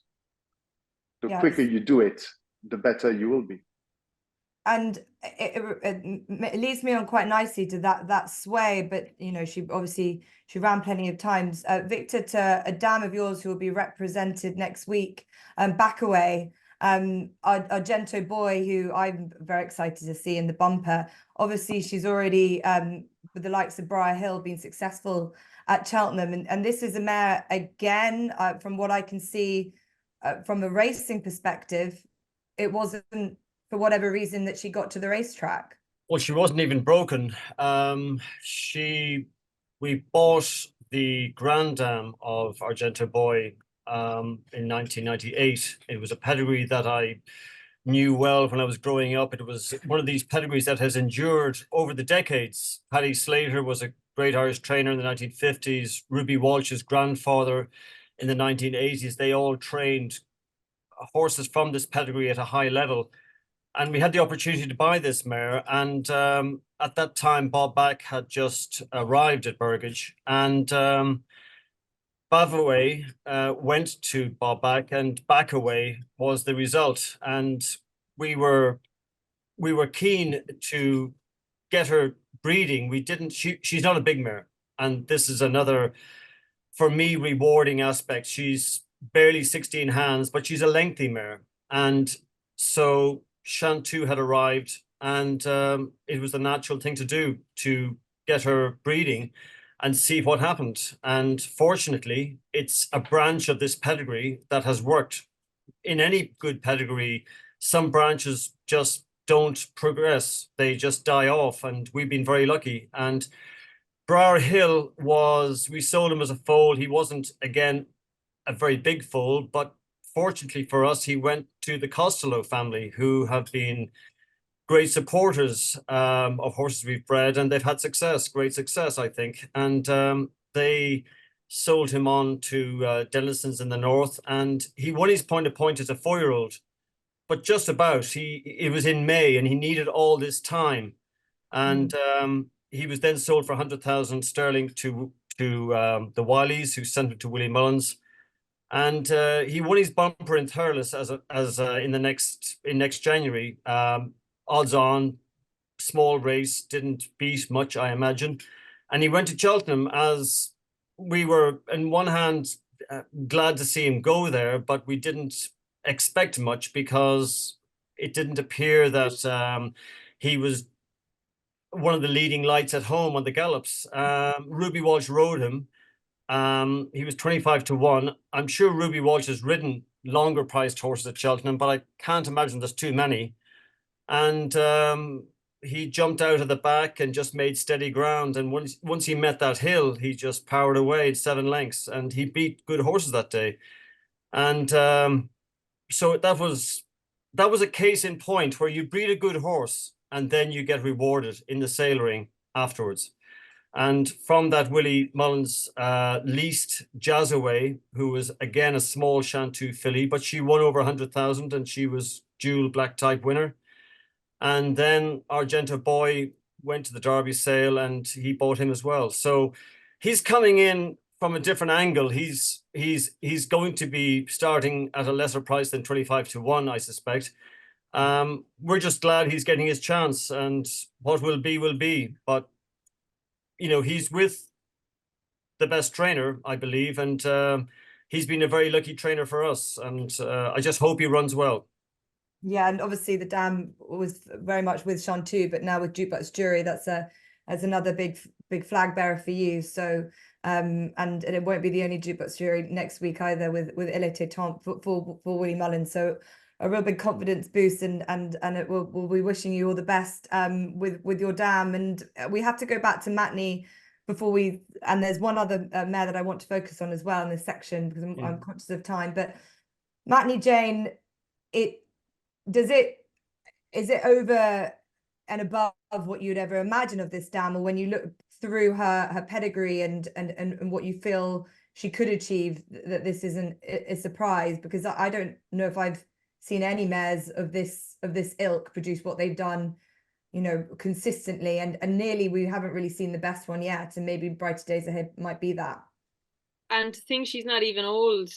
She's 17 now, Matney. You know, she's unraced, out of a 12-time winning mare. That's probably a bit of, you know, show how sound she was. And I remember when French Dynamite came along, and he looked like he was going to be really good, and everybody in Ireland, like, we're such sheep. Everybody's like, who's Kentucky Dynamite? Jeez, he must be a good sire. Source him out there. Where is he? But like, little did we know that she'd probably breed a good horse to a donkey. Like, she's 5 from 5. She's bred Mighty Potter, who ill-fated, could have been, you know, anything top class. Multiple Grade 1 winner. Caldwell Potter, Grade 1 winner. French Dynamite to Rookie Sire. Indiana Jones to Blue Brazil, and now to Capguard. And I remember seeing her at the sales, like, pedigree or no pedigree, she was beautiful. 310 grand tells you that. But it's kind of how the connections are talking about her. I asked Lisa O'Neill recently, she doesn't ride her out, but she used to ride out Apple's Jade, and Apple's Jade was a fan favorite of mine, but I even knew she was a little bit quirky. She said, no, this one's bomb proof mentally, and they just cannot. They said if she gets beaten, it'll be the biggest disappointment of the week. So that's some statement coming from them, because they have so many good chances. And yeah, Matney is now at Walter Connors. He says he has 2 unraced mares in his repertoire. One has bred Reed and Tommy Wrong, and the other has brighter days ahead. So he could potentially have 2 Cheltenham winners from his 2 unraced mares. And we don't know. I think there might have been an article that went round with Walter of who he sent Matney to. I'm not too certain. Jess, just on Matney, Remy Cotton had the mare who Walter bought it off. When I was tripping around France, used to go to Remy's a lot, used to love the lunch there, but try and buy anything before lunch, not after lunch. But we bought French Dynamite out of the mare as a foal. And then we liked it so much, we sold it in O'Connor, and we liked it so much, we went back and bought Indiana Jones. And the mare was, as I was stripping her, I bumped into Hubert Barb, and I said, he goes, "What you been up to?" I said, "I've been over to Reme's, bought this one out of Manatee." "Oh, she was a slow mare. We didn't even bother putting into training." And of course, in hindsight, it's easy looking back, but she was typical German mare. The dam was by Foxwood, which you wouldn't, really look at it. And the pedigrees was as Jane says, the dam was good, but the specimens she bred were beautiful. The Indiana Jones was probably too big, actually. He was quite a big horse, but the first two out of her were what we bought were lovely. And Walter was a lot sharper than I was to get back and buy the dam before we did.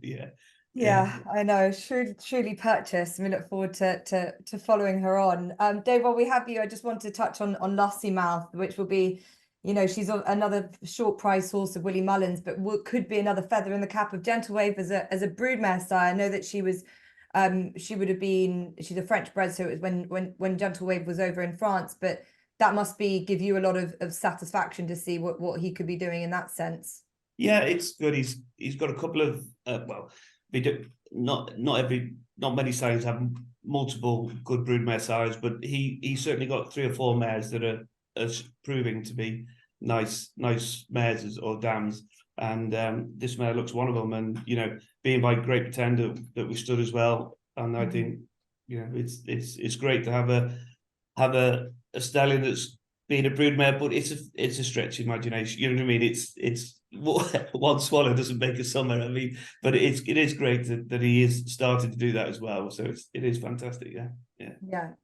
Certainly. Well, I think we can all agree that the mares program, as I was expecting him to say, is working. And but as you say, from that perspective, you don't necessarily have needed to have been part of the French the mares program to be producing these top quality horses, but it's definitely a great advertisement of it as well, especially what Jane said about the number of dams with the stock on the ground and what they're doing. So mares program, and I would like to make the case and the argument that the mares novice hurdle is a much stronger race than any of the geldings novice hurdle.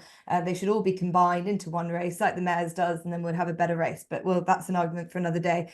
Right, I'm really conscious of the time, and I don't want to keep everyone for too much longer, but I wanted to take everyone's minds, and I gave everyone a bit of a task for a one novice to follow, and maybe a breeding fact about them that really poked out for the Cheltenham Festival this year. I've also asked for one sire, and even maybe a dam to follow at Cheltenham, and maybe even beyond. There might be their own story part of it. Whatever it is, I'm just keen to know what has stood out, because we've got plenty of novices, and we could have spent all night just discussing this department, because I think it is very varied. But maybe I will start with Victor, and what you are looking forward to seeing a novice to follow, and maybe a sire to follow as well for this next week. Well, just you've mentioned Il Était Temps, and I suppose I've got to talk about him because we're involved, and he has been an underdog. And yet when you look at his record, he's run 13 times and he has won 2 Grade 1s. He's been third in 3 Grade 1s, and he's been or second rather in 3 Grade 1s, and third in 1 Grade 1. So he's done very little wrong. It's just that he's been to Cheltenham twice, and he's finished 5th each time, but each time he hasn't settled, and he's only this season started to learn the concept of settling in a race, and maybe jumping fences has done that to him, but he's possibly needed the time mentally to settle into this. In the Triumph hurdle, he just pulled all the way until the last hurdle, and he made mistakes, and you can't do that. And I don't know whether the race has opened up, obviously, with Marine Nationale sadly out of it. But one thing he is game.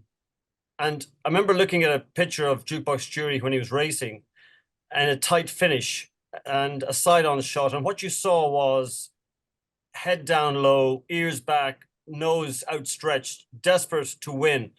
And this was exactly what Il Était Temps did at Leopardstown. he's not a big horse, but he looked even smaller because he just got so low in this bid to win the race. So we're just hoping he can run very well, and he's been very consistent, and he's going to be overlooked again, I imagine, because of his record there. When you're not a big horse, I think also that's a disadvantage. Your people are finding reasons not to like you. Mhm. But his record stands up very well. And obviously, just on that, I'd imagine when Farclay won the Triumph Hurdle back in, was it? Oh gosh, someone will know when it was, but I know 2018. Yeah, and that was for you at a time where you just need that. But did that change the view of jukebox jury sort of almost instantly as we talk about sort of the commercialization of size, or how many horses he had on the ground prior to it? It was very timely. This was his first crop, so he gets a Group 1 winner or a Grade 1 winner in his first crop at Cheltenham, which is the Holy Grail. Cheltenham is the pinnacle, and he ran 4 times in France as a 3-year-old on the flat. He won his last race, and his first run in Ireland was in Leopardstown at Christmas in a Grade 2 hurdle, and he finishes second to Desborough Dallin, who won the champion hurdle. So from day one, he showed form, and winning at Cheltenham just gives you that it gives you that vote of confidence that people need in selecting a horse. And the best way to sum up jukebox jury for me is that in Germany, in 5 years standing there, he covered a total of 281 mares. Germans don't have that many mares. They don't cover that many mares. And from those 281 mares, he got 4 individual Grade 1 winners. So that's how I describe him. And since he's come here, he's just continued to do that. And we're just delighted he's with us. And we hope he stays lucky. Well, we wish you the best of luck with Ilete Tom, and obviously also your homebred Argento boy, who I hate to put the mockers on it. I've tipped him up quite a lot in various previews, but I do think he showed a lovely willingness and competitiveness when he won first time out at Naas, I think it was. So yeah, so the best of luck. Okay, let's go next. I'll go to Dave, because there is one I'm sure that you're going to talk of from a novice perspective. Got so many ones to its name, I don't know how, I couldn't stop counting. But imagine there's a high class hero that you like to talk about. High class hero who we bred with ourselves and Will Kinsey. We were down. I bought her at the sale, bought 3 mares, brought her up, and Will took a share, and then we had a 50-50. And we covered it with Suleimani because we bought Suleimani, and it's the same sort of line as Gentleman's Game. And if we've got a sire, we've got a mare, we cover them. It's not exact science. But yeah, it's funny how breeding is. I mean, just because I know at times I'll be very quickly.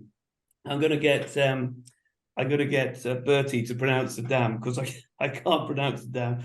I don't know if Millie Flo Ventoux, I think. Do you know, have you got the dam there in front of you, Bertie? Mille une fleur. So anyway, Mille et une fleurs Ventoux. Thank you very much, Bertie. I'm glad you came along. But we bought her, it's covered her with Suleimani, had the first one, and then she was so unlucky for us. And this is what I'm saying about breeding. You've got to keep going with it. And the next one lost its eye in the field, and then she had another one that got colic and died. And then we used her as a foster mare, and put this foster mare. She was a great one. And that one died that one got injured. And eventually I said to Will, and I said, look, Will, I said, it's obviously this place, it's very unlucky here, you better have her over. So Will had her over there, and Will took her, and Will had no luck with her. And then there was a young lad called Warren Bezic, and Will said to me, oh, she's been unlucky for me too, she hasn't going foal. And we gave it to Warren Bezic, and he's got a colt foal by Framazone, his stallion he owns, and he's got a filly foal, but another one by Gentle Wave. But that's what the breeding is. It's just not, sometimes isn't simple, and they do come from anywhere. But I mean, he's unbeaten since he's been with Willie, and it'd be great to, highly unlikely, but if we could breed 2 grade 1 winners at this festival, that would be fantastic. Yeah. Yeah, I'm sure it would. It's sold as a foal, and was there a reason behind There that? was, yeah, well, at the time, most of the simple to ourselves is it's commerciality. We would love to be, and what we're aiming to be is to everything we produce, 50% of it put into training. We try not to be, we're not too interested in the sales, although we've got to make money. We at that time, it was a good few years ago, we had to sell it, and another shrewd man in Hugh Blean bought it. And yeah, the Bleans have been very lucky with us. They came in and bought it, and as I say, he hasn't. I think he had a few difficulties at the pointing. Jane probably knows a bit more of the history than me, but and then eventually he's ended up at Willie, and he's unbeaten 5 runs. So we'll see. Has a big step up for him now. Yeah, a point-to-point winner, and then went and was sold for 90,000 to Willie Mullins. So not a huge amount in this day and age, but is unbeaten on the track. And his sire then, Suleimani, same again, fashion wouldn't have been the most fashionable. You know, he bred a St. Leger winner. He had a Grand National winner by then, both out of his first crop, and you still couldn't really. He was never a hot sire, and Honeysuckle came along, and so they do come from anywhere. And you know, he was a six-time Group 1 winner in 5 different countries. Suleimani, we all remember him racing anyway. Yeah, certainly do. Well, High Class Heroes at 8-1 shot for the Albert Bartlett Novice Hurdle. So that could be a very exciting, nerve-wracking Friday for you, Dave. And we wish you the best of luck. Okay, Bertie, what about you? A novice to follow, or a sire to follow, a dam to follow? What do you have for us? I'm going to go with a novice to follow. I've got nothing to do with, but I love the whole idea of this horse called Fact to File. I was just going to talk about the pedigree because I just think it's fascinating. Earlier Victor was just saying about Chantou. I've been very lucky with Chantou. We've got a good horse called Toscana du Berlay, will come close in the French Gold Cup this year.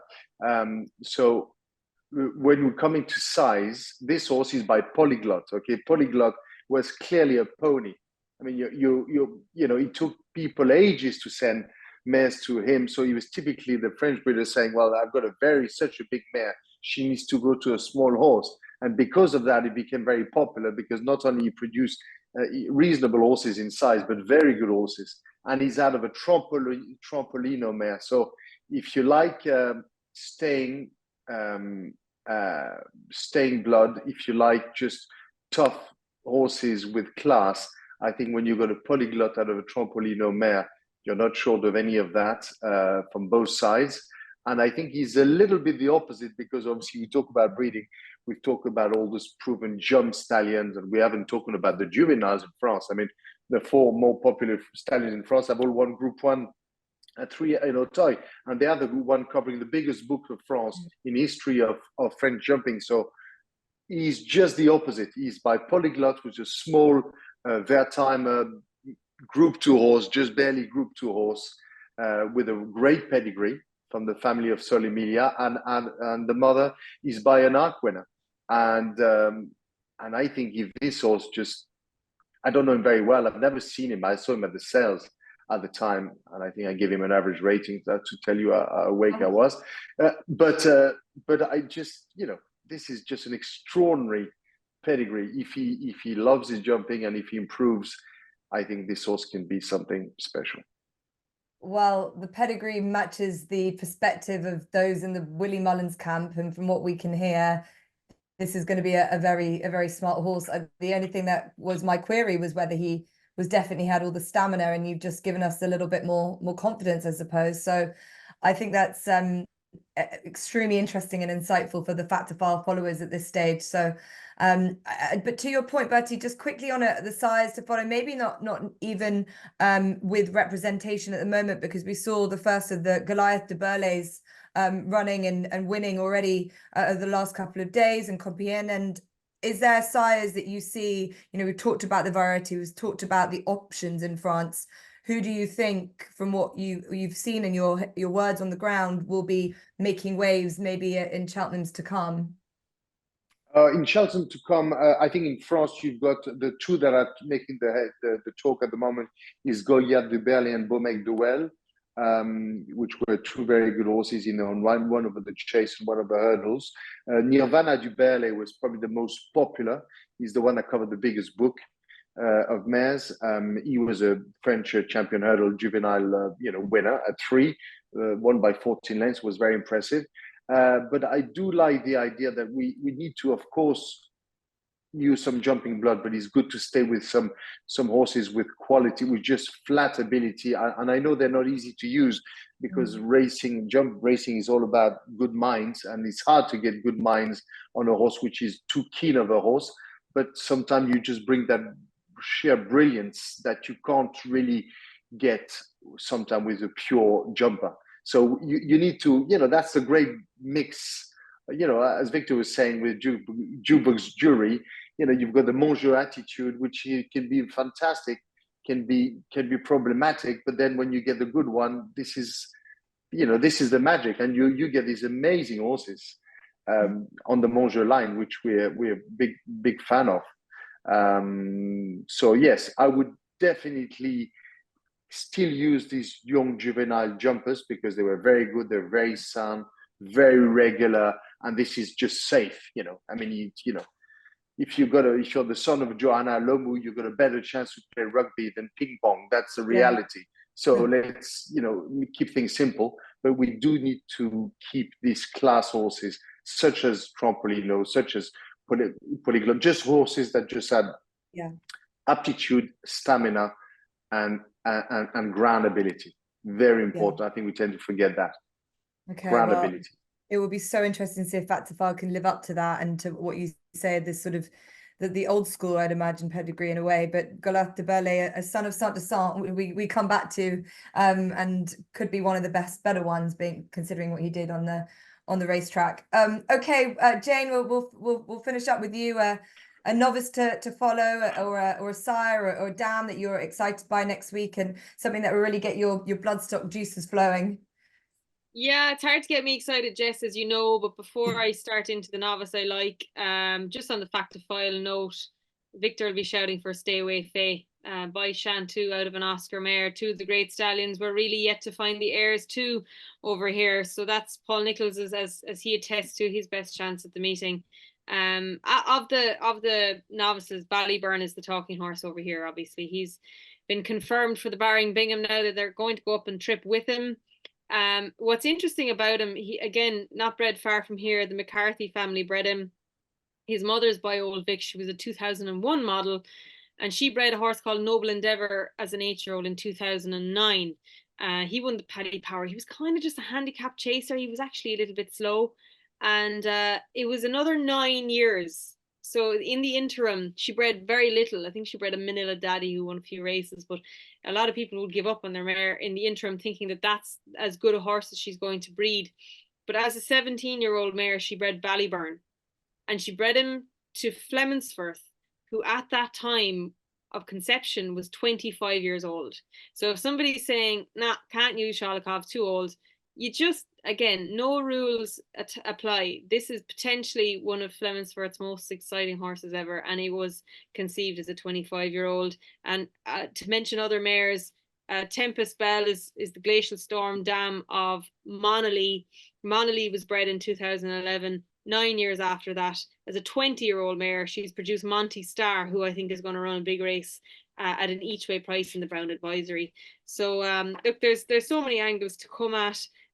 You have your statistics in front of me. Can you tell me the statistic for Maxios with runners at the festival? Because it must be pretty good. There's a lot of good word for Calixios in the Arkle, now that it's opened up with Marine Nationale coming out. And I think Gaelic Warrior is going to run in the Arkle as well. Now, he'll either make all and win, or he'll, after a couple of furlongs, end up in the stable yard. But he has the ability to win, and he has the mind to do the stable yard. It's kind of a decision he'll make on the day. Yeah, Maxios, he's had 2 winners, Aramax and Quilixios, and he has had 2 winners from 14 runners. So 14% win to starters, and he's also had 2 placed horses as well. So not terrible, not dire, considering the range that we have and the amount of horses he's had he's had running for such a young age. Jane, always interesting. We have got a question from the audience. We're not going to let you go too lightly because we want to know your nap of the festival. And we're not going to give it to everyone else, but you've done every preview you can do this week, this last couple of weeks. Still got more to come, so she's a fountain of all knowledge. Well, I've been told, reliably informed, that Salvatore Mundi is going to make his debut for the Willie Mullins stable in the Triumph. The horse that was second to Sergino in Auteuil when they met, he is going to be the mount of Paul Townend, I believe, and he may well shorten the odds when that declaration happens, but Sergino has looked very good. My each way shout for anybody who's interested is Conflated in the Ryanair Chase.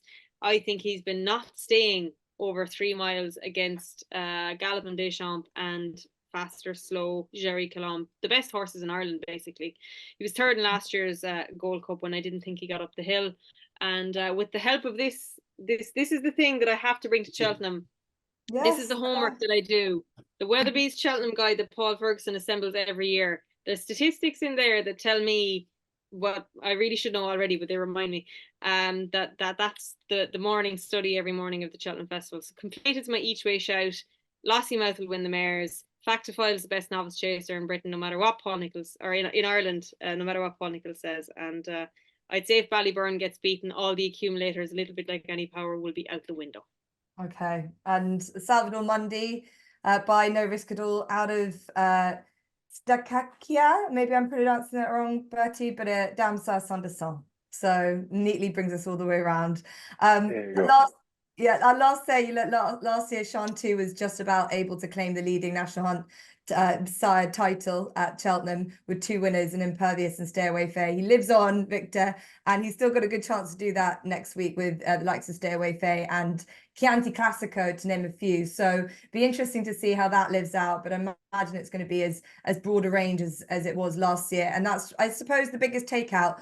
National Hunt Bloodstock in Cheltenham perspective, it's broad. There's such a range. There is diverse, and I think, you know, if you're a budding breeder wanting to breed a Gold Cup potential like Dave has done, you know, be bold and keep plugging at that mare, because you never know what they might produce. So I just want to say a massive thank you to Dave, to Bertie, to Jane, and to Victor. A great evening. Sorry it's run on a bit, but there's so much to discuss, and we probably could have been here for much longer talking about what you know, for me it's just it's a passion, it's a joy, but for you guys, you're doing it day in, day night. So I really appreciate it. Thank you to everyone who's joined us, and all we could say left to say is best of luck for next week to those that have bred horses that are on the ground next week. So that's what the dream is all about. So let's hope that they continue to do you proud. So thank you for joining us, and hopefully we might see you at another stage for another Bloodstock preview, because we need more of these. We need to get more Bloodstock information out there for everyone to know about. So